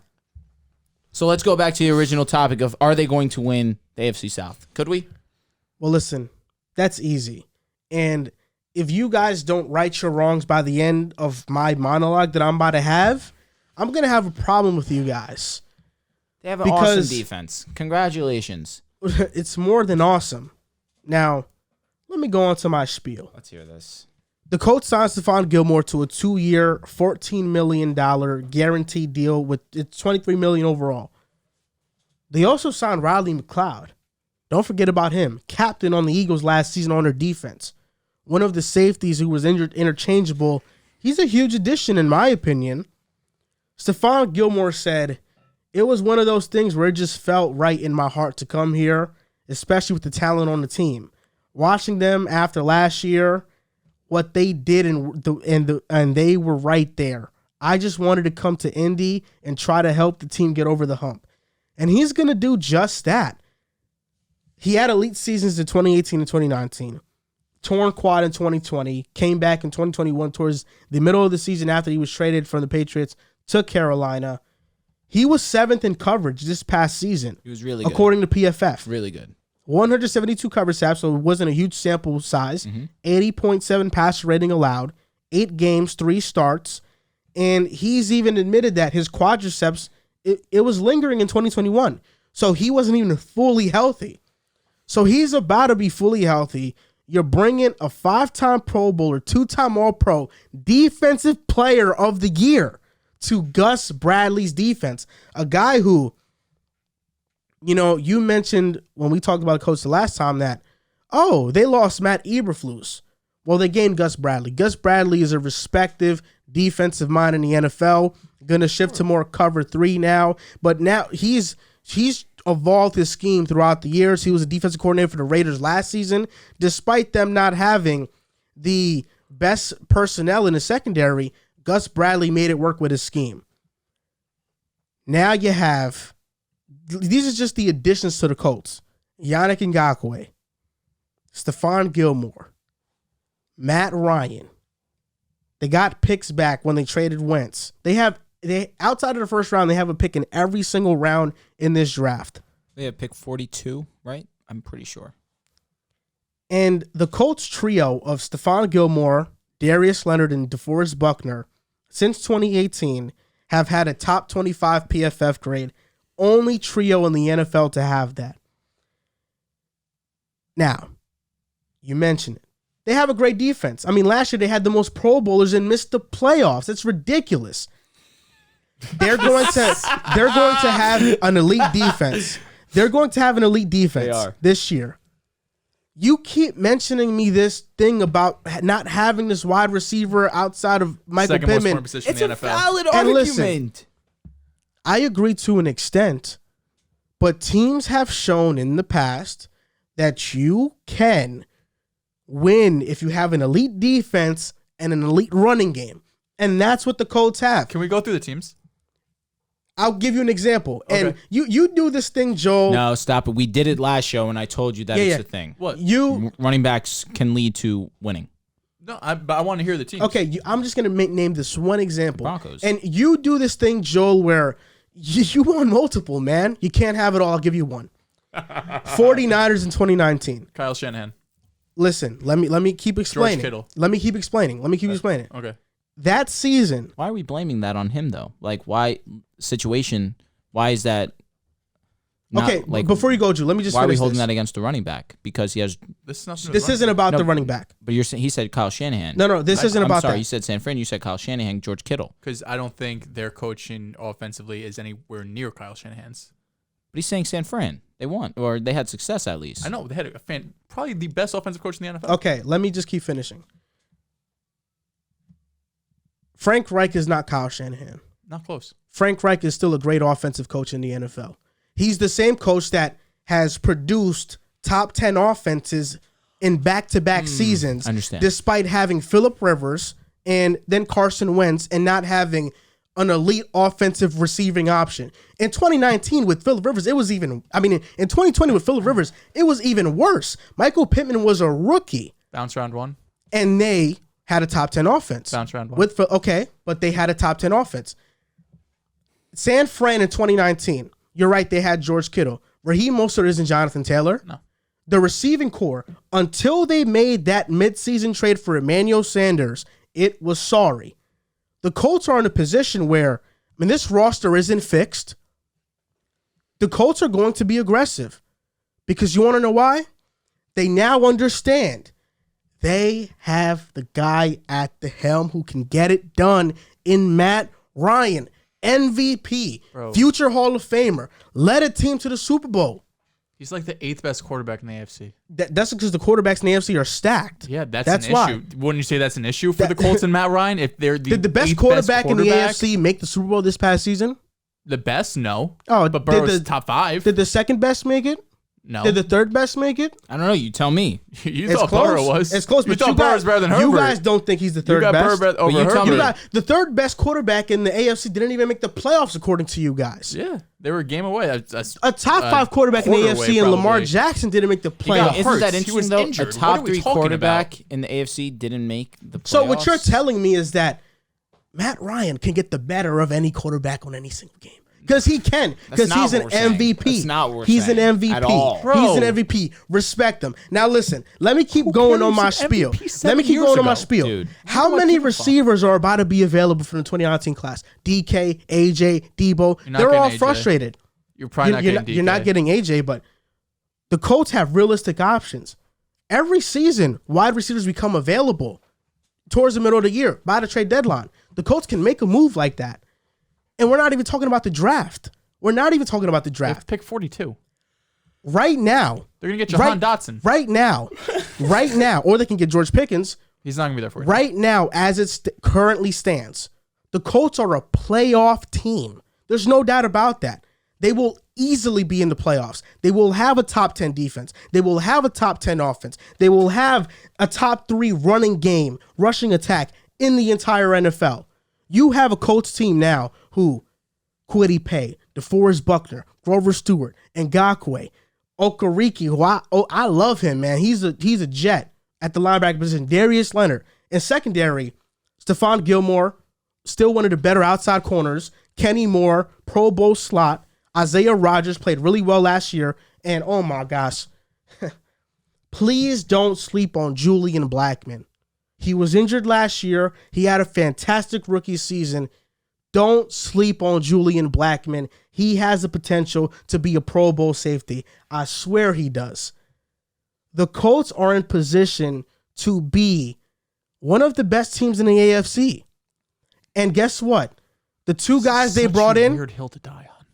The two guys they brought in, Stephon Gilmore and Matt Ryan, like Lil Baby, they got something to prove. They got something to prove. That's like Lil Baby and Gunna right there. And especially Matt Ryan, because you want to be disrespectful. Like Tyga, Rich Homie Quan. Because you have been nothing but disrespectful. Come on. You've been nothing but disrespectful to Matt Ryan since we've ever brought him up on this podcast. It is asinine, a level of disrespect. You think he's elite? I think he's above average at times. No, he's a top 13 quarterback at minimum now. Is he better than Kirk Cousins? They're in the same tier. Is he better than Derek Carr? They're in the same tier. Is he better than Dak? Yeah, he's better than Dak. Oh my God. Absolutely, he's better than Dak. Stop. He's better than Dak. Absolutely. Stop. He's better than Dak. Stop. What has Dak done ever? Nothing. We're living in 2022. And Dak made the playoffs last year. You know, and I don't understand this by you, Joe. Please keep going. I might take this may be an unnecessary shot. I may be pushing the limits a little bit. But it's funny because you have done nothing but disrespect Matt Ryan. Sometimes I go to sleep and clench my fists over it. But yet, when we were on the pod, I asked you, how many Matt Ryan games have you watched this past season? You were like, 0.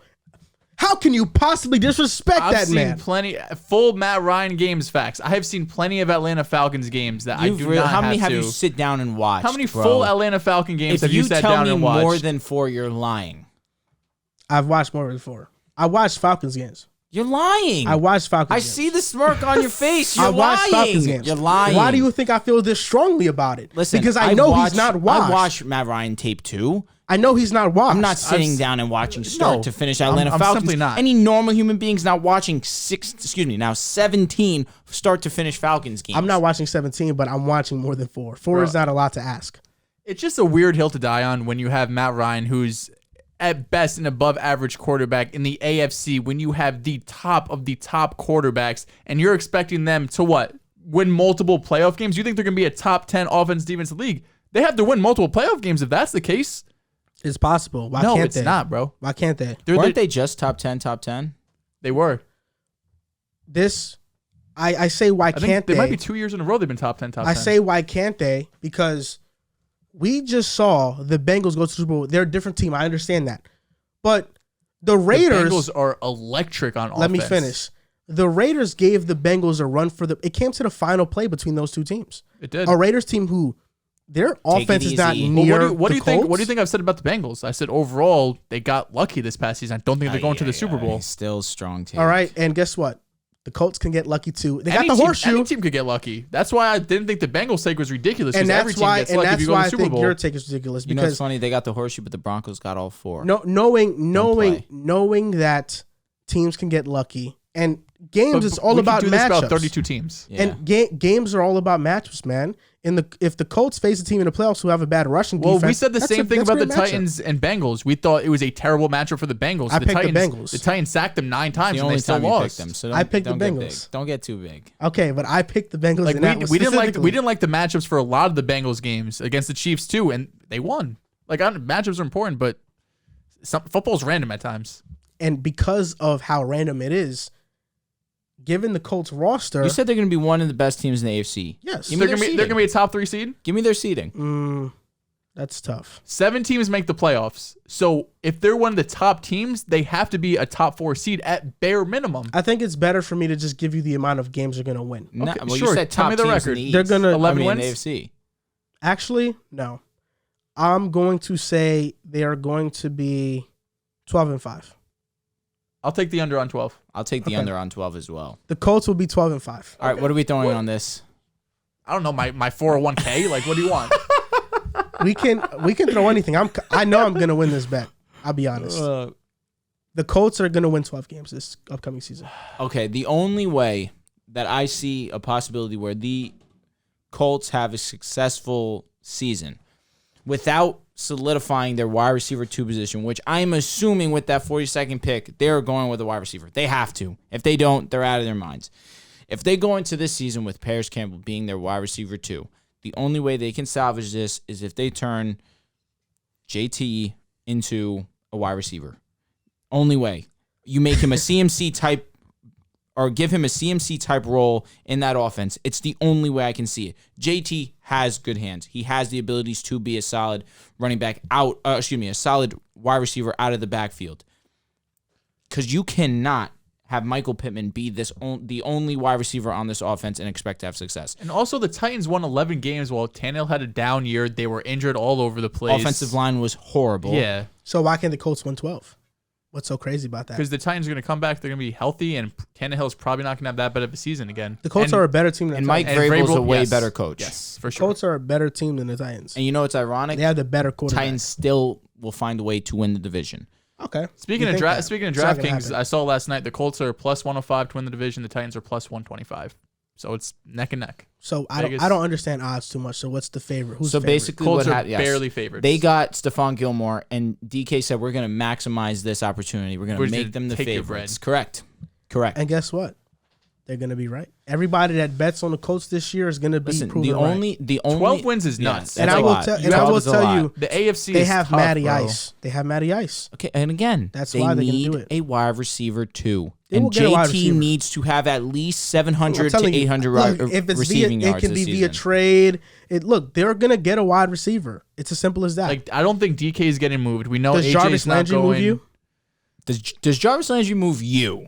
It does. He's it a does. significant upgrade He over is. Paris He is an Campbell. I'll upgrade. tell you He is that. an If it's Landry And and with Pittman, Matt it's not Ryan, horrible. you know what? If they get Jarvis, Well, I'm they should have intrigued. signed Jarvis a month ago. Why? Like, Yeah, but He's weighing out his no, options. but he won 16.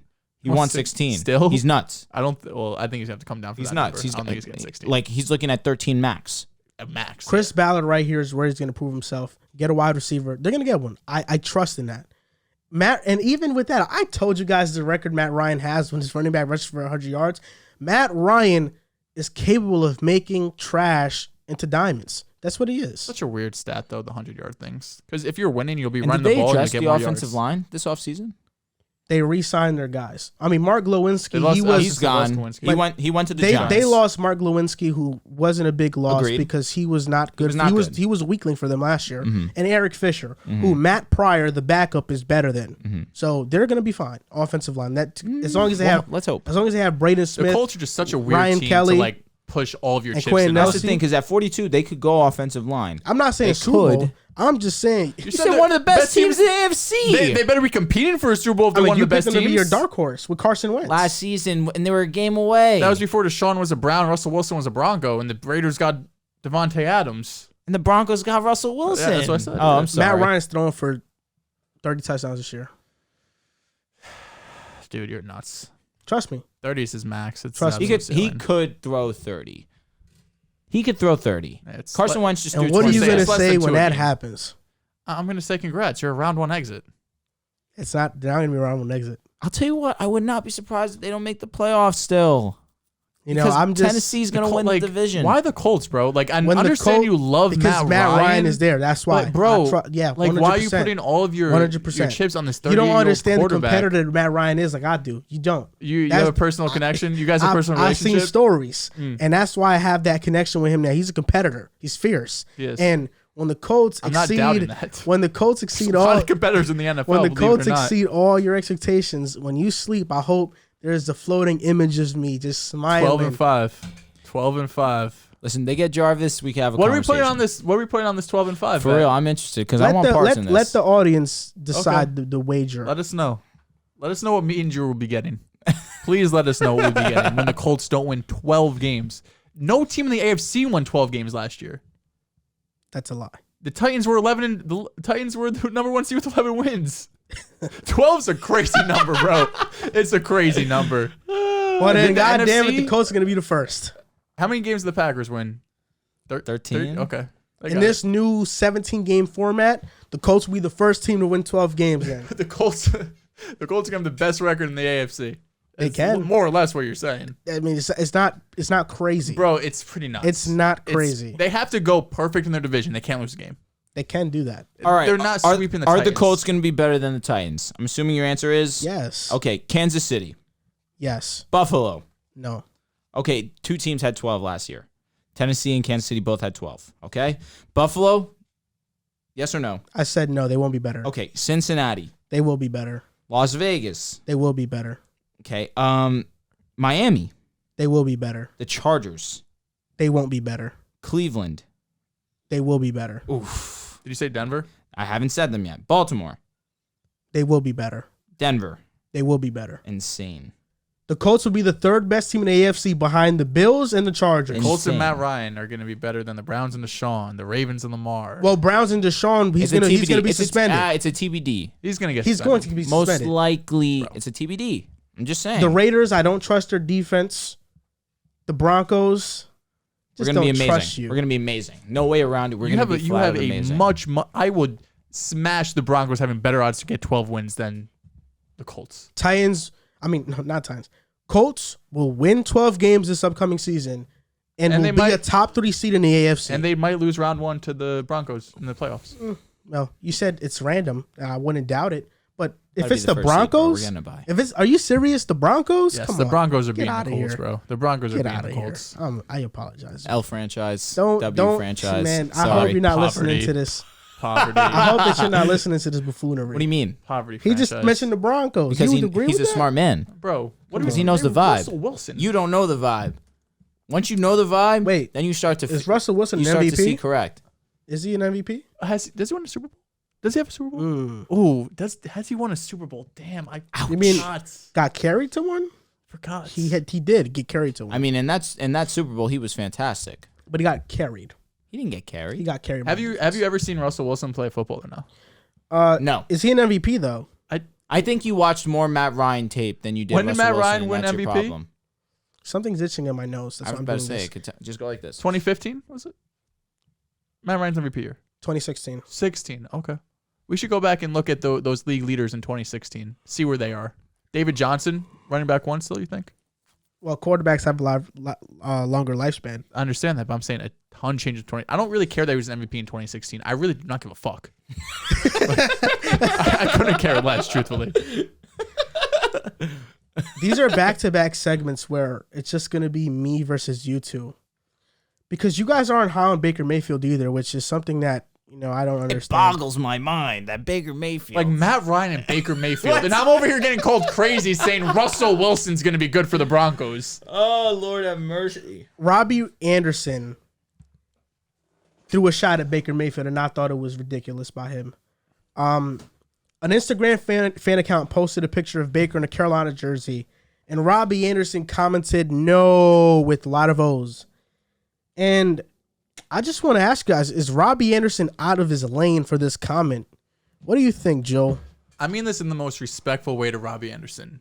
He's got to focus on himself in his game. This past season was his worst career in his entire season. He had 53 receptions, 519 yards, and 5 touchdowns. Worst season in his entire career. You and said worst career in his entire season. Worst season ever, worst season of his career. There you go. This was really bad. We were expecting him to take a leap with Sam Darnold especially. He had a really nice year his last year there while they were both together in New York, and he played all 17 games this past season, still was only able to put up just barely over 500 yards.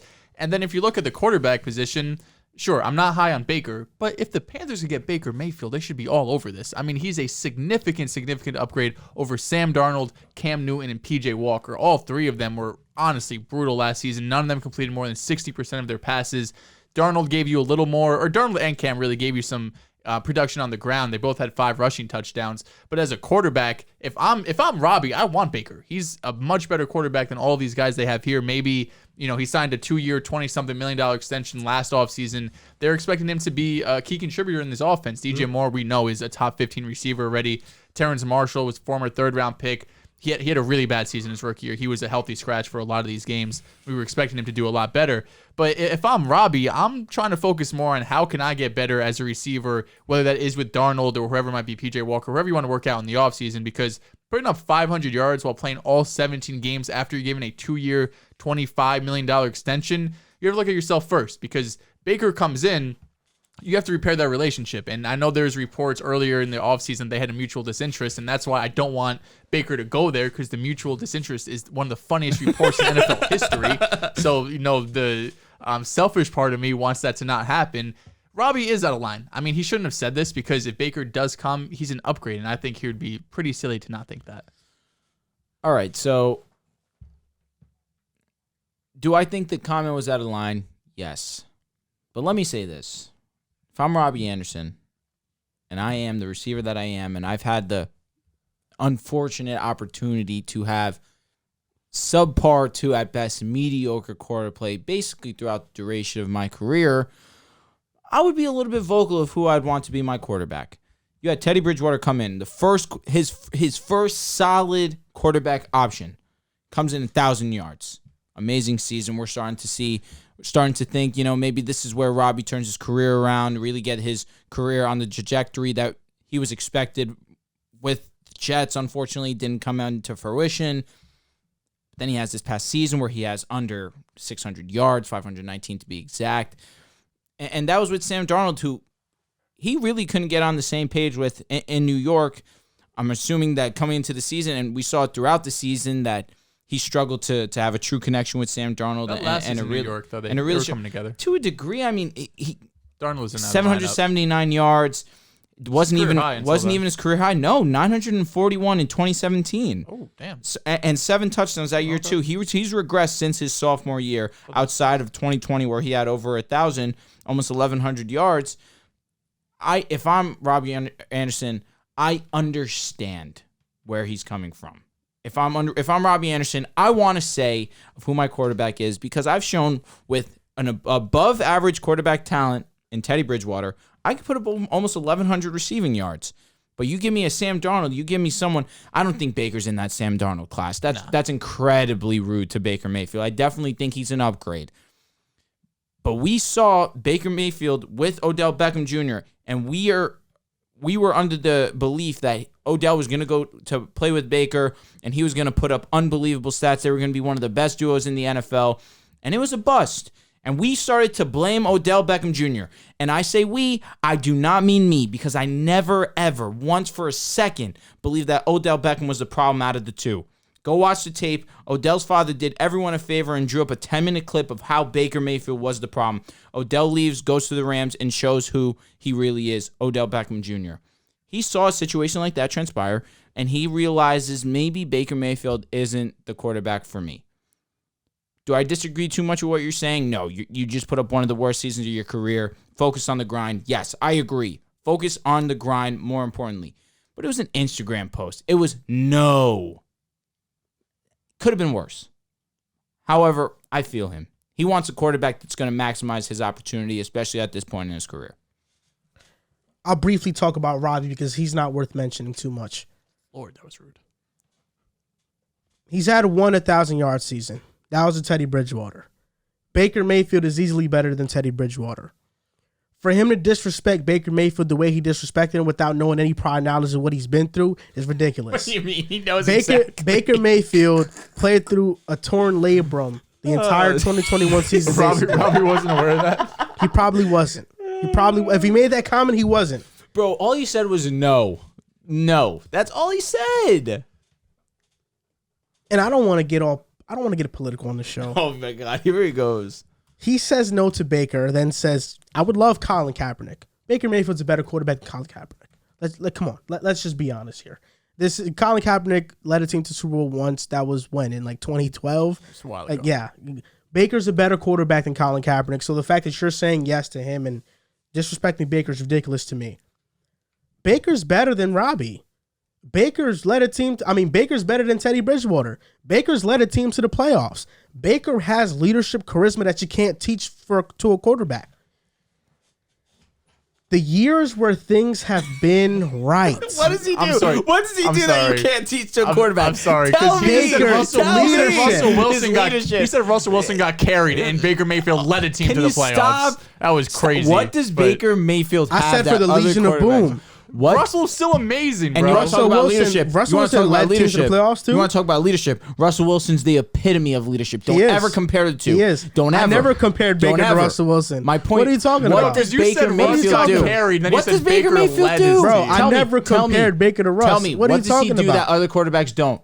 Tell me. Baker? Yeah. He's a leader. No, he he's has not. Charisma. No, he's not. Yes, he Maybe. is. Maybe he has charisma.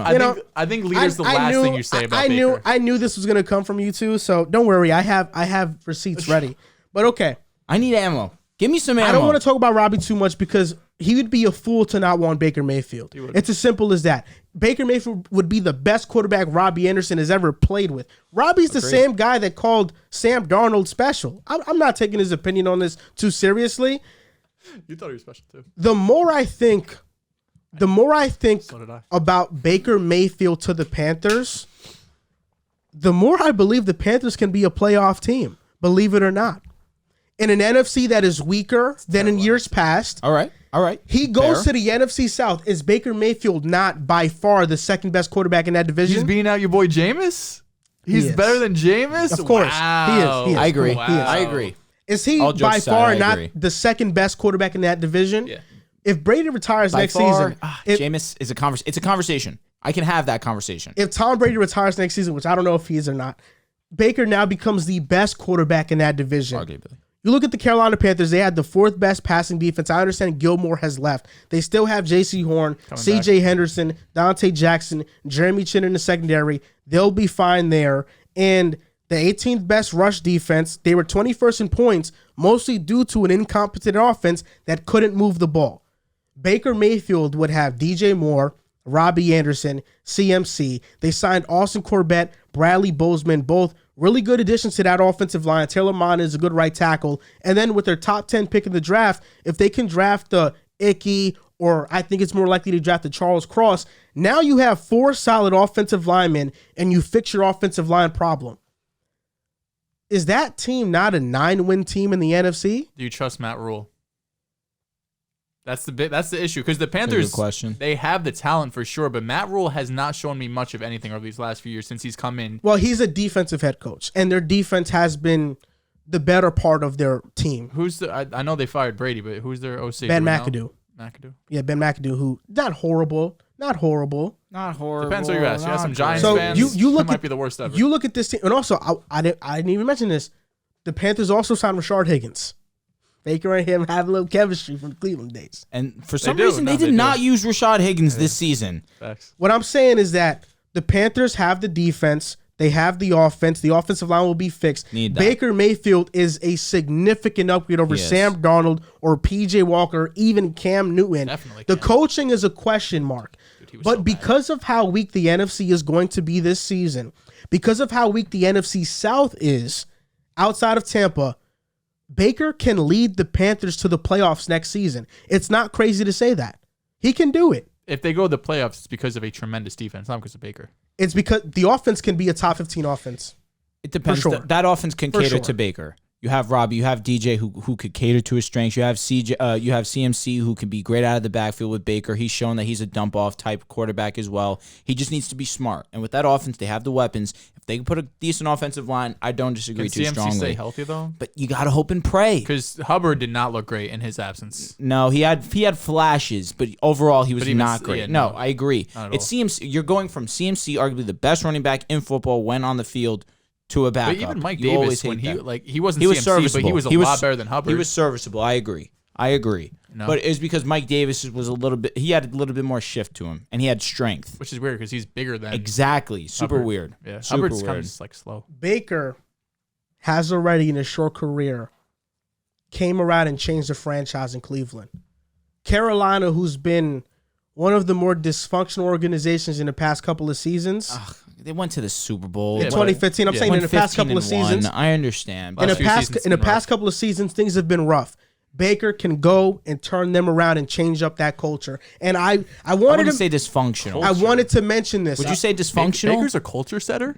Apparently. In Cleveland, you ask Cleveland fans, he's their pride and joy. If Baker Mayfield goes to Carolina, he saves Matt Rule's job. There's no doubt.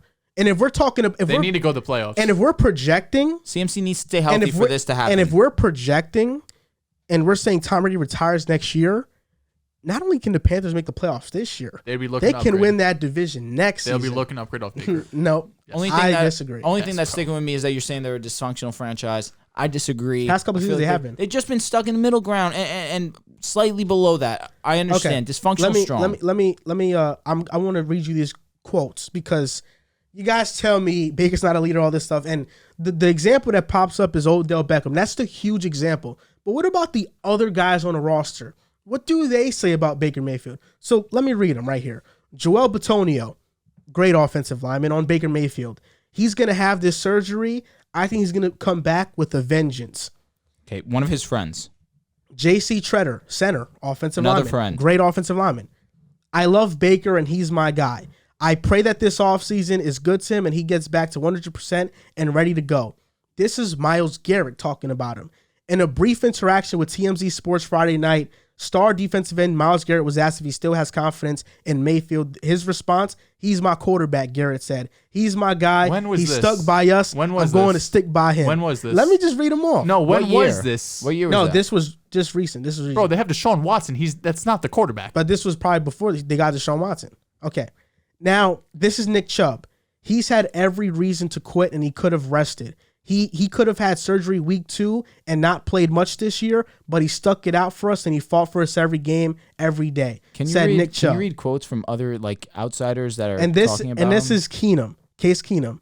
You know, all people within the team. These receipts are irrelevant. No, they are relevant. They're irrelevant. No, wait, how is the teammates' quotes not relevant to Baker Mayfield? Because they can like you as exactly. This is Case Keenum. This is what he said. I don't care. Let me read it. I don't care. I did have a front row seat to one of the gutsiest, toughest performance of a quarterback playing in the season that I have ever seen. I think his entire season, he was battling a lot of things. He's one of the toughest guys I know, and he's a fighter. He came to fight every single day and push through a lot of adversity just to get on the field on Sundays. I have a tremendous amount of respect for him, and it even grew more. These are Browns teammates talking about Baker and the competitor, the fighting spirit, the leader that he is. And then you guys trying to tell me he's not a leader? This is what his teammates say about him. Bro, his teammates have nothing else to say. He goes to Carolina. Yeah, he's changing the culture there. Cam Newton already did that, King. He did. Yeah, where? He went to a Super Bowl in 2015. I'm talking about recent right now. Come on, man. Recent right now. Cam Newton is You not love as to good bring as up Baker. the past with Matt Ryan. Come on now, stop it. Yeah, literally the year after Cam Newton went to the Super Bowl. Bro, Baker, like his teammates are gonna say this about him. Like this isn't surprising. Really? Yes. You think so? He's a leader. So I want to ask you, Joe. I want to ask you because you're so hard on Baker. Was him not playing through that torn labrum the entire season not gutsy? Of course, he's tough as hell. I'm not questioning him as a man, as his toughness or grittiness. So you're telling me that's the guy I want as a quarterback. Guy who's gonna tough it out. Like you bring up these quotes from his teammates. His teammates are gonna say these things because they're teammates. They're not. They don't have to say it. They're not gonna go out there and be like, yeah, Baker, he's all right. You know, like we don't hang out much, but he seems okay. They're not gonna say that. They're gonna stand behind their guy, whether they're right or wrong. Well, they don't have to stand behind him either. And the fact that they're doing so, I'm sure we could find some great quotes about Sam Darnold on the Jets. Bro, I just found a quote about Carson Wentz from Michael Pittman. I just see a team guy. He's always ready to help and just do whatever it takes. He's been a great guy and a great teammate. Like Carson this is all Wentz, coach right? speak. This is all coach speak. This is what teammates are going to do. Find I don't quotes take like too this much. I don't take consideration into that too much. That doesn't move me. We can find quotes. Darius Leonard said something really nice about Wentz too. He just said we just have 7 quarterbacks. Can we just stick with one? That's Jacob what Darius Eason, Leonard he's done a said. tremendous job, whether it's in meetings or in the locker room. He engages guys. Leonard said some nice things about him. Well, that's good, but also we can find a lot of quotes from Eagles players bashing his leadership style. I'm sure we could find quotes on Baker. You sure find them. Find them. Odell dropped a 10-minute clip bashing Baker Mayfield. Exactly. Take that empty sip of water because you need a thought. Those aren't tips. I mean, those aren't quotes. No, it's facts. What he showed you were facts. You're right. That's film. But guess what? Baker also has... That was his ether. Odell's dad ethered Baker. But Baker Mayfield. also has a dog in his fight because when Odell got hurt, Baker took his game to a different level. Can we just admit that both guys weren't right for each other?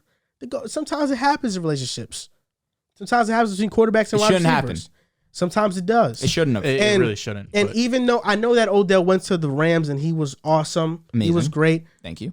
Can we also acknowledge Matthew Stafford's greatness? He's somebody who got Kenny Galladay paid. That is so unbelievable. No, don't do this. I've always loved Matthew Stafford. I've always loved Matthew Stafford. Don't do that. You're giving me a headache. This something with you. I've always loved Matthew Stafford. Always. You quit on him. You turned your back on him. I questioned it, and it was a foolish decision. I questioned it, but I love go Matthew as far Stafford. to say stupid. I love Matthew Stafford. That's how far it would go. I love Matthew Stafford, though. You do a terrible job of showing it. Maybe I do. Maybe you guys have some communication issues you have to work out. But I definitely love Matthew Stafford. I was extremely high on him going to the Rams. I love that he went there. You were not extremely high. Yes, I was. Extremely high is the boldest thing you could say. I was extremely high would have been that you were along with the ride with Joel and I, a.k.a. the Ramley, that he was going to win the Super Bowl. But you couldn't trust him in the playoffs. And what did he do? 3 comeback victories, game-winning drives, consecutive games. I couldn't trust him. Don't doubt him. But guess what? Matty Ice, the real Matty Ice. But guess what? But now he's trying to right his wrongs following the other Matty Ice, now that he's in a similar situation, so I can respect him. No. But he's on the wrong trail. No, listen. I was wrong about Matthew Stafford. There's no doubt about that. But I was never low on Stafford. You were. The difference you between him. you two, Enough. I'm gonna group you into the Baker stuff, but I'm not gonna group you into the Matt Ryan stuff. The difference between you two is that you, mister, with Matt Ryan, not only do you doubt what the team can do, you doubt what the quarterback can do. That's what he's gonna do. Are you gonna compare Matt Ryan and the Colts to Matt Stafford and the Rams? And then with Baker Mayfield, you two. Rude awakening for you two. No. Is there anything on the Colts that's better than the Rams? Jonathan Taylor. Yes. Yep. No. That's it. The offensive line is better. No. Yes, it is. Maybe going into this season. Yeah, it is. Last season, no. Yeah, I was going to say facts. Yeah. The defense is better. Oof. Debatably. We could talk, but even still, no. Me personally. I'm just saying. I'm man enough to admit I was wrong about the Super Bowl. which is, I mean, No. the odds The on that are whole crazy. postseason. Yeah. The whole The season. postseason. But I was never low on Stafford as a quarterback. I always knew he was a great quarterback. You chose the you Rams. don't think you don't think Matt Ryan's a great quarterback anymore? No, he's not a great quarterback. He is a great quarterback. He's above average. Wait, at times. is Kirk Cousins great? No. Ooh, okay. He Great. is, Okay. all Semantics here. right. Great? Agreed. No. Okay. He's good. So he's really good. Yeah, facts. Okay. I'd rather have Kirk than Dak Matt Ryan. Prescott, great. Really good. Oh, wow. You're hurting me. Great's such a I know. Strong I term. know. No, All I right, have. so you have there's two different tiers. So you have elite, Herbert. great, elite, and great. Elite, great, good.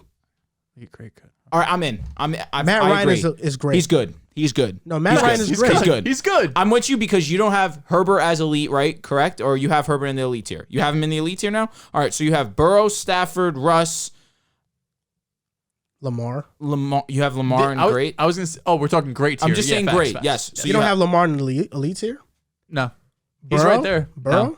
The elite tier Ridiculous. is Herbert, Rodgers, Brady, Allen, Mahomes. I love Lamar as much as anyone else, but he's not in that tier right now. Kyler Murray, great. Yeah. Yep. All right, I understand it, which You're is taking why I Kyler Murray understand. with Matt Ryan? Oh my god. Sometimes I think you don't watch football, bro. No, Like, that is sometimes I'm dead facts. ass, bro. That is facts. Matt Ryan? Like being Kyler hyped. Murray, MVP? Stop. Kyler Murray plays a Stop. different type of football. Choose your next bro. words MVP? wisely. Choose your next words wisely. Don't say something foolish. You know I don't like Kyler. I'm not a big fan of Kyler. Yeah, and you're bugging for that. I don't think so. He'll probably have the same season as Kyler last year. They're gonna make the playoffs, get bounced in the first round. Well, I mean, they might not even make the playoffs. Who? Arizona. I was talking about Colts. Now in the week NFC, they can make the playoffs. I think they'll make the playoffs. Facts. 3 wild card spots. The Correct. Cardinals got weaker as a team. overly. You think They Lost did. Chandler Jones. that hurts? But Marcus Golden was solid. I think that Come he's on. not gonna fully take over Chandler Jones' role. No way. But if JJ Watt's healthy, things get interesting. Their secondary stinks. Their secondary Lost stinks. Chase Edmonds. But Got they Conrad. they can fix that with the draft. They can draft a corner. They can Brought draft a AJ Green DB. back if that means AJ anything. Green, Yeah, if no. DeAndre's And they lost DeAndre's Christian healthy, Kirk. I'm fine. Facts. If DeAndre's healthy, Oh, you know that's a loss. if DeAndre's healthy, Rondell Moore now gets a little bit more opportunity. AJ He's a Green's still on gadget the guy. outside. Like, Okay, he's gadget serious? guy with Kyler Murray. Sign me Gadget up. guy with 4.2 speed. Sign me up. He got Christian Kirk $84 million. He did. Oh, for sure he did. No, Christian Kirk's Isn't just that a crazy? good receiver. Isn't that crazy? He's just a good receiver. Dude. He's the third highest paid wide receiver. Good. Christian Kirk is good. He falls in the good category. What's the over? Barely and barely. Christian Kirk gets 1,000 yards with the Jags this season. No way. Okay. I'll take the under on 1,000. I'll take the over. I think he gets 1,000 yards this season with the Jags. What do you have? He had just missed out on Trevor 1,000, has right? to be He Trevor. had 894. I believe. If Trevor is Trevor, it's a good bet. He's making a good bet, There's a lot of weapons there, low key. No, it's just that he's the only guy there. which is why it's a they good got, bet. They got Marvin Jones. Yeah, Laviska. But come on, I feel like they have someone else. They better throw the ball to him if you're giving him ETN's coming 84. back. Facts. He's Zay he's gonna- Jones. Justin Ross is going to get drafted by them, according to Jay. He's Maybe it's a hoping. top 10 receiver. James Robinson. I'm taking the over on 1,000 by Now, Christian Kirk. There's this really year. this Clemson fan page that said, "Who's stopping this trio with Trevor Lawrence, Travis Etienne, and Justin Ross?" I said, "What am I looking at here?" Like, it's ridiculous. Oh my God! Would he break his leg? Right? Something like Ross? that. Yeah. No, his neck. Oh yes. Yeah, bro. He has a very scary injury concern. Baker Mayfield. Just be ready. Good luck, man. Christian His Kirk. neck, spine, something like that. I'm just we're in April. The So far teams, away. the teams already. Usually, I pick my teams by here. Need the To draft. be honest, the teams on my agenda this season: the Colts, the Panthers if they get Baker, the Vikings. Always riding with Minnesota. Jets. Of course, the Jets, and the Bills. The Bills are my pick to win the Super Bowl this year, and I'm gonna stand on that all year long. My teams, the only two that come to mind. are Chargers also on my agenda. I like Word. the Chargers a lot. The only two that come to mind are 7 Baltimore, teams. Lamar, And the Bucks. and San Fran with 8 Trey Lance. teams. Usually you have about 5-6 teams on your agenda. I had 1, 2. No, I usually have. I had 2 actually. Four. 2 definitely. Yeah, It was the Rams and the Dolphins facts. And I want to say the Fields and Bears, but they're a mess. because I have respect for myself. You know what I mean? No, you can have multiple teams in your. You When saw it gets that- to 8-9 teams, can we please? So okay. Let's just do this real quick. And this is these are the teams that didn't make the playoffs. So which of these teams, AFC first, are going to make the playoffs in the AFC that didn't make it? Dolphins, Jets, Browns, Ravens, Colts, Texans, Jags, Chargers, Broncos. Dolphins, Broncos, Chargers. Those are my 3. Ravens, Chargers, Broncos. Mine are the Chargers, the Colts, the Broncos. I mean, the Browns are so hard because Deshaun the gets spent half the thing. year. But the Steelers didn't make the playoffs. That's why. Excuse me. The Steelers made the playoffs. They're not making the playoffs. Raiders probably could make the playoffs. So my 2 locks right now are Colts and Chargers. Everybody else is a toss-up for me because of how stacked the AFC is. Those 3 teams for sure for me personally could be playoff teams. The Easy. Ravens are definitely getting in. They were 8-3. And NFC. Ravens should. If they're healthy, which now you have to question. And it can't be the most hurt team in the year 2 years in a And row. if they get Trent McDuffie. They're going to get a nice player, whatever they take. NFC, Washington, Giants, Minnesota, Chicago, Detroit, Saints, Falcons, Panthers, Seahawks. Yikes. Minnesota is the only team that sticks out there. Minnesota, and if the Giants click. I think there's on average like 6 teams, I want to say, who make the playoffs after missing it the following year. So Minnesota, and like I said, Panthers if they get Baker. So really weak NFC. So I'm going to ride with the Giants, man. Giants. Stupidly. So that's why I said the teams on my agenda, Colts. Giants were the #1 pick. Teams on my agenda, Colts, Chargers, Panthers if Baker goes, and Minnesota. Dabble, man. He's going to surprise you. Dable. But my Super Bowl picks. He's going to dabble with the playoffs. But my Super Bowl picks this year. Bryce Young, #1 overall. My Super Bowl picks this year are the Bills and the Bucks. That's my Super Bowl picks. Ooh, Bills and Bucks, Super Bowl. I haven't thought about it too much yet. You know me. I'm a big week 1 guy. Yeah. Okay. Week 1, let's see what happens. Maybe. No, Maybe. I was locked. You were. Oh, dude! Someone actually tweeted at me that I predicted the Super Bowl in Week 6, but like my take on the Bengals itself, like it was decent up until I said that their offensive line was improved. Because up until that time, they were playing decent, but then the wheels fell off. They were horrible. Lost to the Jets around that time. Yeah, that's when I said, coming off a loss against the Jets, they took them lightly, but even still, I'm standing firm. I think the Bengals will go. So the only reason why I didn't love it was because I obviously said that their offensive line was better when it really wasn't. It was basically the same, maybe a little bit worse the way it ended up. But I thought it was nice of that dude. In our mock draft, you had the Packers selecting wide receiver. 2 of them. I'd take 2. 2 of them, but they signed one in Sammy Watkins. Now, what do you think this does for the Packers wide receiver room? How much do you think it fixes it? So the initial question was, does Sammy Watkins somewhat fix the Packers wide receiver room? And a short answer, no. Now, you can't have Sammy Watkins, Allen Lazard. I'll respect Aaron Jones since he does have the capabilities of being a receiving back. A.J. Dillon is not much of a receiving back by any means, and Robert Tonyan as your weapons, and be confident that these guys. What about your boy Randall Cobb? He's old, man. It's unfortunate. You know what I'm saying? It is what it is. Rodgers loves him. He doesn't love production. It is what it is. So rude. That being said, with the skill positions, the skill players that they have, you can't look at the Packers right now and expect them to be contenders for the Super Bowl. Right now, I have them in that third.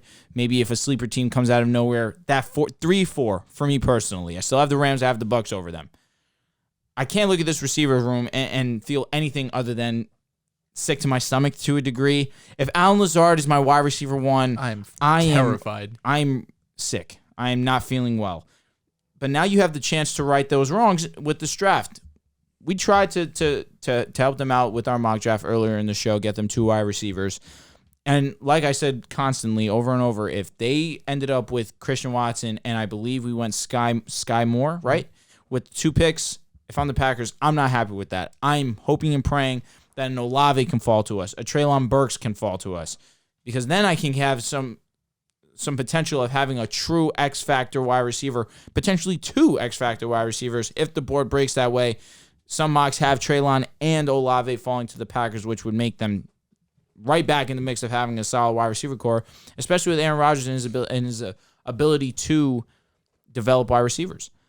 I think that right now, as it stands, no way, no how you can look at this wide receiver room and say, yes, this is good to go. Yeah, I think the fact that this is even a topic, did Sammy Watkins fix the Packers receiving room? Tells everything you need to know about the current state of the Packers wide receiver room. And last thing I'll say is Sammy Watkins got added to Baltimore. Everyone was throwing a pizza party over it. He did nothing. No. Where he had a chance. I mean, you were at least higher on Hollywood than most. For sure. But like people thought Sammy come in and be the wide receiver one. Love Hollywood, man. And he wasn't able to take it away from Hollywood or even Bateman, Andrews. And even when he was in Kansas City, where he was in probably the best offense for 3 seasons, he never topped 670 yards. But he had big games. Week one. And in the Super Bowl, he had a big play. Facts. Rodgers was on board with this move, though. Week 1, you could guarantee Sammy Watkins has a big game. Week 1, Sammy Watkins. Week 1, Sammy Watkins. He's out there with is untucked special. Kyrie. Yes. Oh, for Game sure. 6 For sure. Week 1, Sammy place. Watkins is special wide receiver. Week 2 through 17, Sammy Watkins, unfortunately, is not that top tier wide receiver that he is in week 1. But this just shows how poor the wide receiver room is for the Packers. The entire NFC North, outside of the Vikings, have just a really rough wide receiver core. I love Amon-Ra, don't get me wrong, but even still, like DJ Chark's behind him and Craig Reynolds, like the whole receiving core in the NFC North. Josh Reynolds is really. Is there anyone named Craig Reynolds? I just make that up. No, I think there is someone named Craig. Is he a baseball player? Dude, he might. That'd be something. Might just got lucky there. So what do you think about this wide receiving core hypothetically? Running back. Oh, he's on Detroit. Yeah. Facts. There you go. What do you think about this wide receiving core hypothetically? Christian Watson, Sammy Watkins, and Sky Moore. That's tough. That's what we did. Yeah. Listen, if you're the selling. Packers, you want the more the merrier. In this NFL, you need weapons. Because you'd have, Christian Watson has strong upside. You'd have Watson, who has probably the X 6'3", Definitely. 4'3" speed. You have Would Sky you Moore, rather the elite George separator. Pickens? Separator. Pickens probably profiles. No, because Watson has You 10 want pounds Watson, on Pickens. yeah. Like, it's just And Watson's George versatile. Pickens. Yeah, George Pickens was a 5-star recruit. He went to Georgia, won the SEC. He was pretty damn good his freshman year. He has a good team. He just wasn't on the field. And the one time he got on the field this past season, he had a 50-yard catch against Bama. So, like, the tape is there. Just he hasn't been able to stay healthy and be able to consistently produce. But the upside is up there, right there with Christian Watson. The Packers also have 2 second-round picks. They took Amari Rodgers in the third last year. He didn't really pan out. He was more of a special teams guy than anything. Mechie, maybe you take a shot on Jahan if he's there. Yeah, it's rough. It's rough. It's I don't not know ideal. why I don't know why they waited on receiver so long. Are you ready to say that they're good? No. Oh, okay. All right. You think I was gonna say I was gonna say, Don't you know what? recur- yeah. Sammy Watkins, you watch out for him this season. That's what I was waiting for. I'm not gonna lie. I'm not going to front. Me too. With Aaron Rodgers, it's not out of the picture. It's not crazy, but again, it's supposed to be Patrick Mahomes. Patrick Mahomes is supposed to elevate anyone. But Never they really had took that lead. 2 guys in front of him, though. Fair. Yeah. Like, if he hypothetically is a wide receiver number 1, he can have a 1,000-yard season with Aaron. I would say yes. One I would say 1,000-yard yes. season. Was that with the Rams? No, Or was that the Bills with Tyrod? second Wow. year? I That think was with Greg Roman. he had 900 yards his first year, 1,000 his second year. I think he fell off after that. He hasn't topped 1,000. He was supposed to be since. such a great player. He was a first-round pick. Number Yeah. 3 overall pick over Mike Evans He was and number Odell. 3? Yes. Over Hopkins. No. I forgot he went that Hopkins high. wasn't that draft. Yeah, he was. He was in that draft with Mike Evans and Odell. He was in the Sammy Watkins draft. DeAndre? Yeah. 4th pick, but yeah, so ridiculous. Sorry.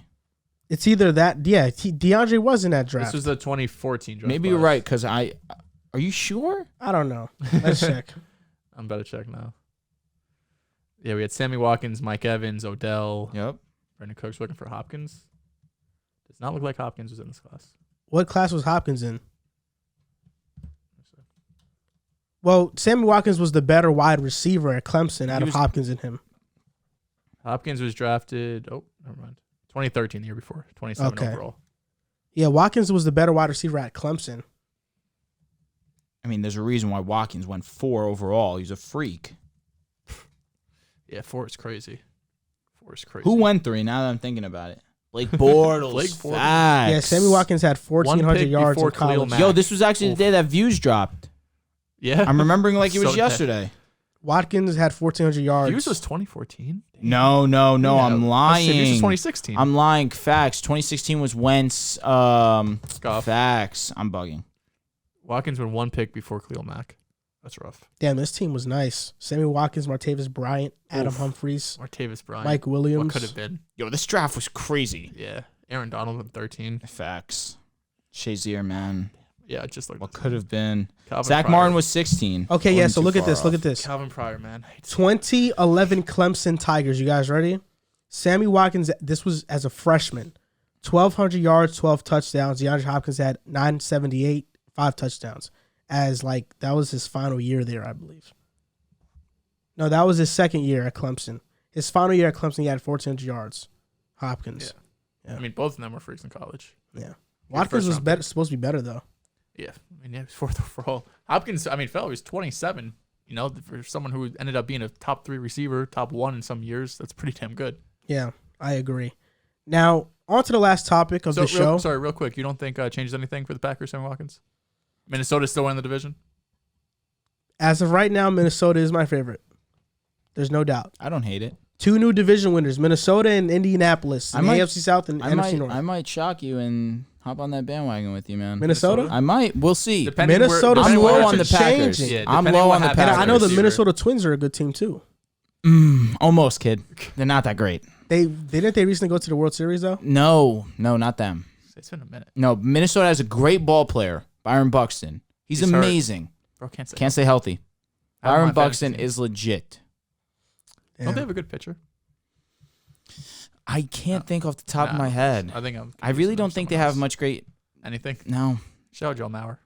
For real. I saw you got a 99 overall card in the show. Mauer? Yeah. That's pretty cool. It's nuts. That is cool. He was fantastic. On to the last topic of the show. We're going to be ranking the 3 wide receivers that potentially want out from their current teams. Deebo Samuel, Terry McLaurin, and A.J. Brown. But before we rank them, some breaking news happened. Deebo Samuel is frustrated with the 49ers, and he does not want to be back with them. And so much so that Deebo Samuel's brother has commented on the 49ers Facebook account.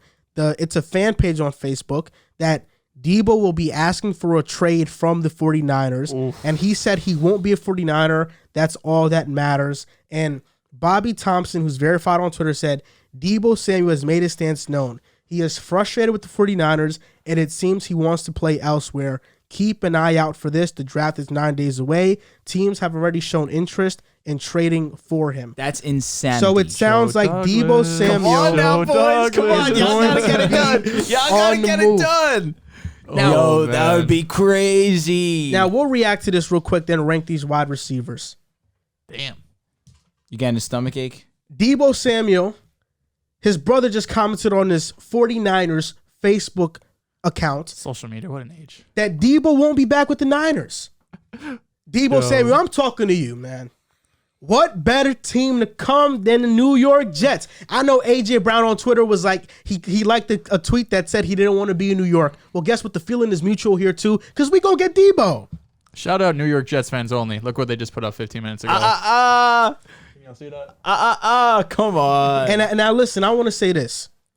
Deebo Samuel, if you come to the New York Jets, you see this T-shirt I have, Zach Wilson is good? Well, I got to get a new one that says Zach Wilson is great. Because it's going to be Deebo, Corey Davis, Elijah Moore. Let's double dip at wide receiver. Let's get another big name, maybe Jameson Williams. Let's get stacked at receiver. Oh yeah, now we're talking. Come play with your former defensive coordinator and Robert Saleh. Mike LaFleur is here. Zach Wilson, big time year 2. Zach Wilson is good, folks. He's good. He's good. And LaFleur is going to use him very similar to Shanahan now would. You know, they come from that same tree. It wouldn't shock me at all if he's going to get 80 carries a game. We saw how they use Braxton Berrios. You're getting Braxton Berrios. PhD. Crack, literally. Deebo Samuel. PDs. That's a PhD. Yeah, well, he's basically the doctor. I mean, he's Deebo Samuel, one of the first players ever to play the wide back position.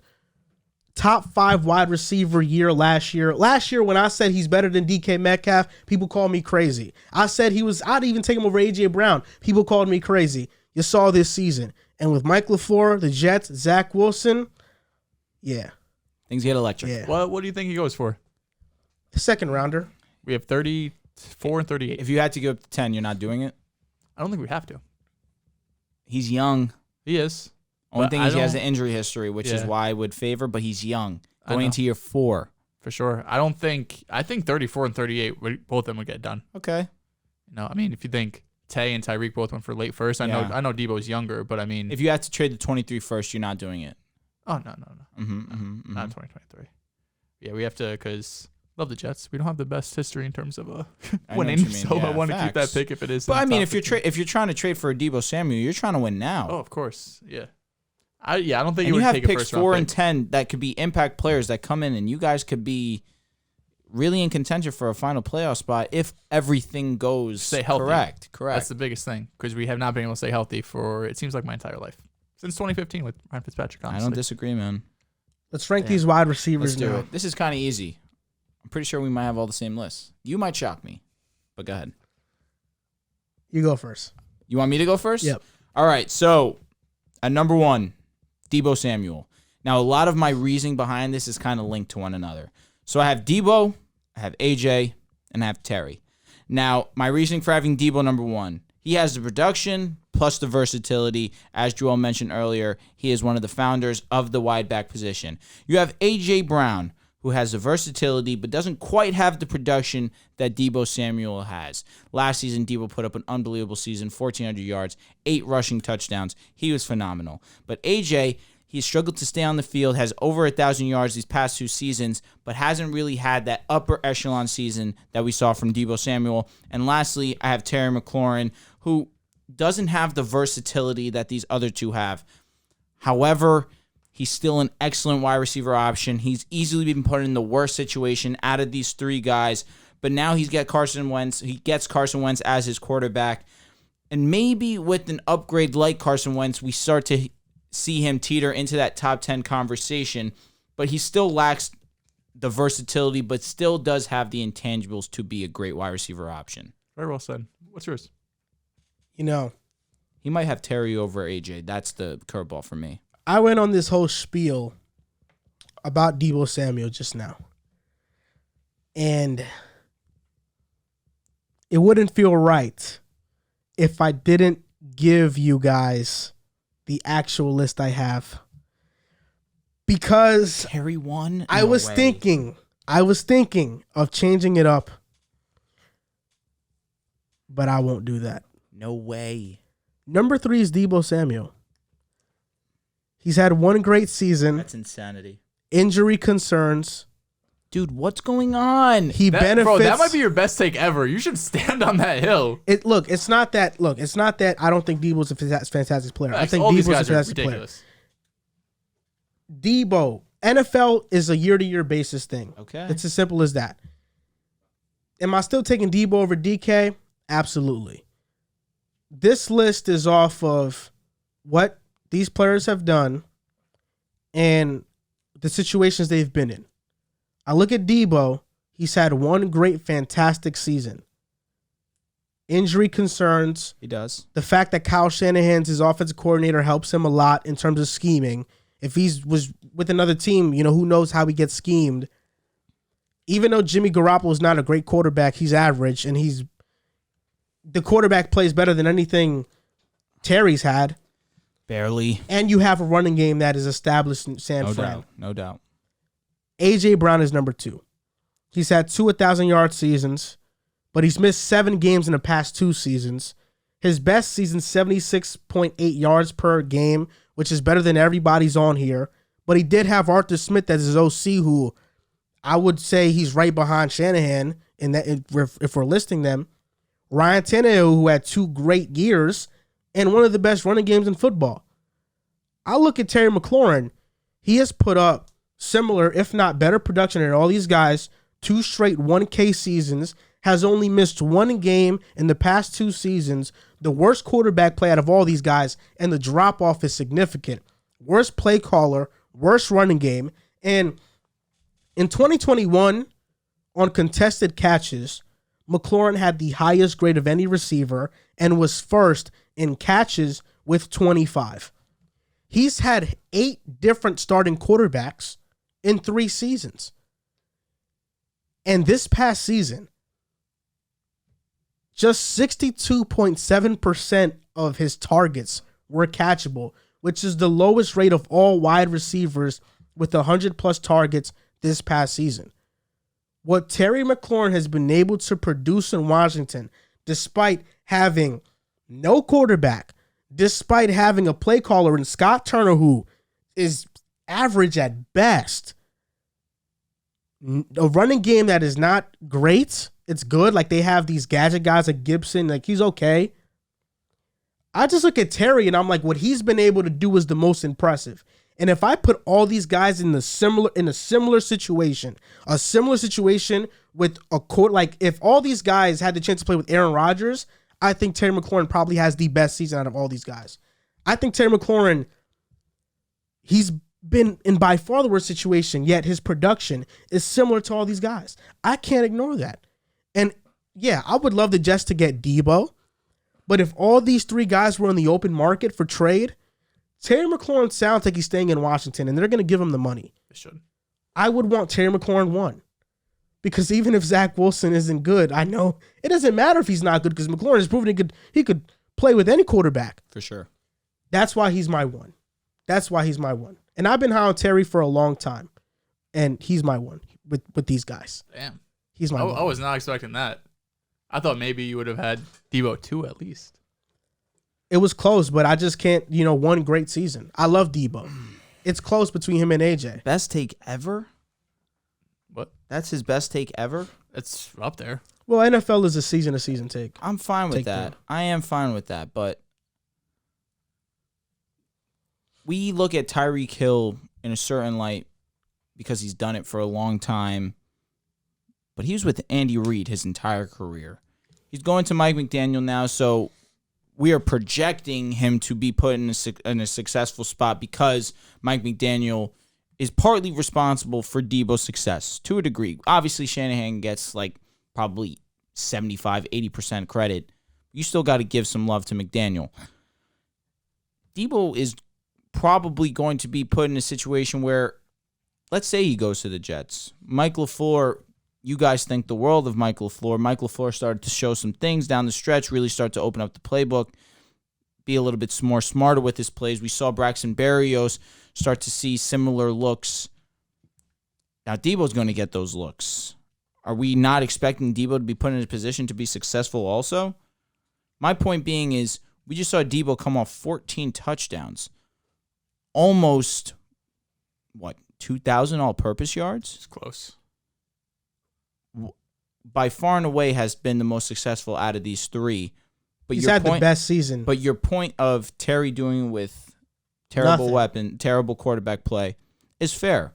But then is your trajectory of Terry McLaurin DeAndre Hopkins?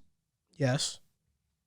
That's it. You think Terry could be a top 3 receiver? That's the only thing. I've said it multiple times on the show. I think he can have a top 5 receiving season. That's the only. As soon as he's saying what he's saying, the only thing that was in my mind is DeAndre Hopkins. 40% of his targets are uncatchable. That's ridiculous. He's amazing. I'm not saying he's not. I'm not saying he's DeAndre.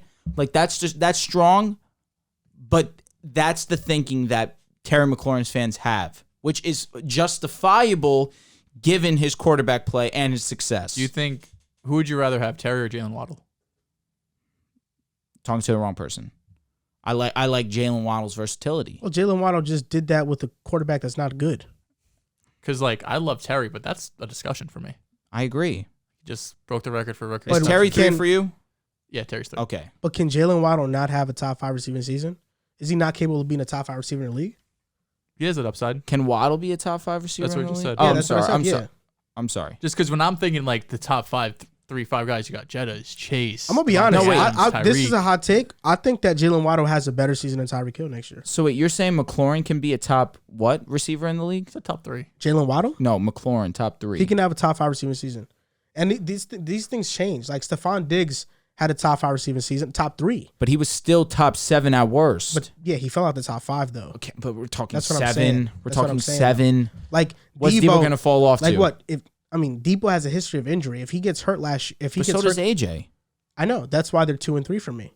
Terry, I want to say it was only his second year Deebo got hurt. He played 15, I want to say, his first season. He did. And he had almost 900 yards. Yeah, for a rookie, it's fantastic. But he also was hurt this and past season. He still had 3 too. rushing touchdowns. He didn't miss. Deebo didn't miss games, but there were multiple games where he was hobbled. He played through it. Yeah. But he was hobbled, and if you knew he wasn't playing for a contract, he probably does sit out for that. I mean, we saw against the game against the Cowboys where he's visibly shaken up, and even still, he gets the last touch of the offensive possession and gets the first down. He did that. He willed that offense. You know what? I'll change my list. McLaurin's 1 for me, but Deebo's 2. AJ's 3. AJ is 3. I don't hate the Terry take.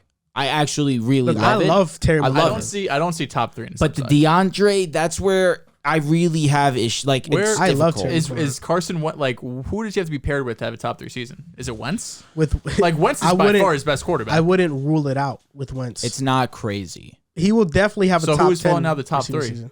I'm not saying top 3. I'm saying that he can get. I said top 10 conversation. He's okay. going as far to say top 3. We have a clear difference in opinions. So who here. do you think? Chase, Jetta's, Tay?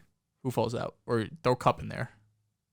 Like, who falls out? It's just because Terry could be great, and you could also realize there's just better receivers.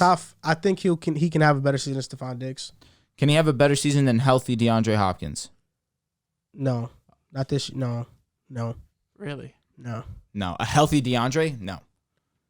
Even he can have a better season. He wasn't doing much in yardage. Touchdowns were nuts. Yes, touchdowns were crazy. Look, but touchdowns change year to year. You're asking the wrong person because I don't trust Carson Wentz. So even though he's the best quarterback he's played with, but it's different when you say, if Terry got Aaron Rodgers, he could be a top 5 receiver. So if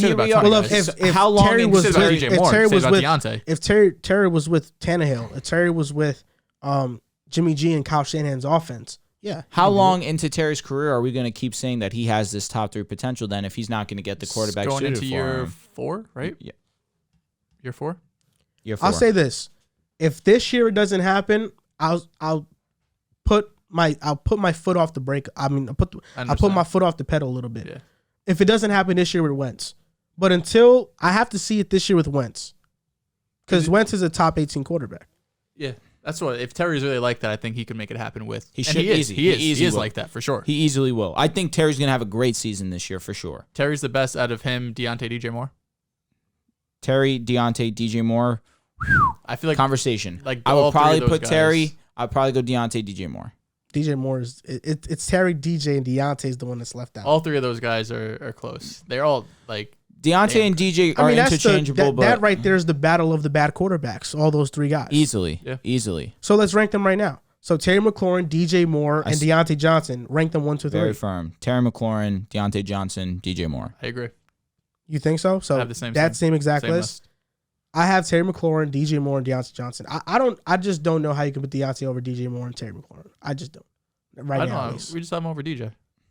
DJ Moore, I feel like in terms of physical profile, provides more than McLaurin, and I think him over McLaurin's an argument. DJ Moore is one of those guys that if he gets a quarterback, can DJ Moore be a top 3 receiver in the NFL? He can have a top 5 receiving season with a great quarterback. Yes, no doubt about it. DJ Moore's a stud. DJ Moore is really like good, that. but you're saying McLaurin can be a top 3. DJ Moore. How many receivers can have a top 5 season at this point? DJ Moore can have a similar. Cooper Kupp came in and he did in 2019 too, though. DJ was he top Moore, 5? Damn close. He was. He was damn close. I agree. DJ Moore can have a similar. He can do similar things to Deebo. He can. He's not He's not as physical. He's not the physical runner Deebo is, but he can carry the ball. He can do those things. For sure. He can do those things. He's a beast. I'll just give my list real quick. I think a lot of players can have top 5 receivers. Yeah, that's why we went. I mean, it changes every year. I don't think it ever is the same every year. It changes every year. Yeah, because I don't think anyone's expecting Chase to have a top 5 season year 1. Same thing with Jettas. Devontae Adams has been super consistent. Hop. DeAndre's been super consistent. Jettas will be in the top 3 discussion for a minimum of 6 seasons. It's probably more we're forgetting. Name your list, and then I'll do this. At 3, I had Terry. I think first of all, I think all these guys are tremendous. So if you have Terry 1, 2, or 3, I'm not going to argue with you too much. I have Terry at 3 just because I think out of all these guys, he could probably do the least in terms of after the catch, even though he's probably the best route runner out of all these guys. Easy. At 2, I have Deebo Samuel. He's probably the most versatile out of the 3. He could handle the ball. He's physical. He's fast. I mean, he's basically everything you want when it comes to this wide back position. But number 1, I'm a huge AJ Brown fan. I think if you put him in a system that focuses him as the offense, like with Deebo, where he's the primary focus when it's not Derrick Henry, like how it currently is on Tennessee, it wouldn't shock me at all if he put up a very similar season to Deebo. I think he could run the ball, not as good as Deebo. I think Deebo is a 1 of 1 when it comes to that. But in terms of receiving, being an overall receiver, I think he has higher upside than Deebo. And plus, the take last year was Deebo over DK. Yeah. Wasn't any of these guys. I know, I but think that all was these guys are better than DK. That was a crazy hot take at the time because DK was coming off 12 touchdowns, like over 1,000 yards, like a ridiculous season. Yeah, DK was in that border conversation of top 7? Yeah, exactly. Yeah, but in terms of like skills, because he had the size, like in terms of skills, McLaurin, Deebo, and AJ to me were always over him. But look at this. Okay, this is from 2015. Top 5. Julio, AB, Hopkins, Brandon Marshall, Odell. 2015 is a while ago. Yeah. 2016, it was Still Julio, I'm sure. Still Hop, I'm sure. T.Y. Hilton led the league that year. Julio Jones, Odell, Mike Evans, AB. So 4 of the same people. Oh, 2016, yeah, that was the 1 year Hop was off. That was his one bad year. Yeah, and 6 was Jordy Nelson. 2017, let me see it right here. AB, Julio, Keenan Allen, Hopkins, Thielen. So 3 now. Yeah, so 2 receivers on average make the top 5 every year. 2 new ones. 2018, it was Julio, Hopkins, Evans, Hill, Juju. AB was 6. AB was actually 11th. Was that AB's the last year in Pittsburgh? Where didn't he have 15 touchdowns? Do you have his stat line right there? Yeah, I think he did. He had 15 touchdowns. Yeah. And he was 11th? Like, what? Well, we're looking at yards. I'm sorry. How many yards did he have? I'm looking at yards. Yeah. 11? He had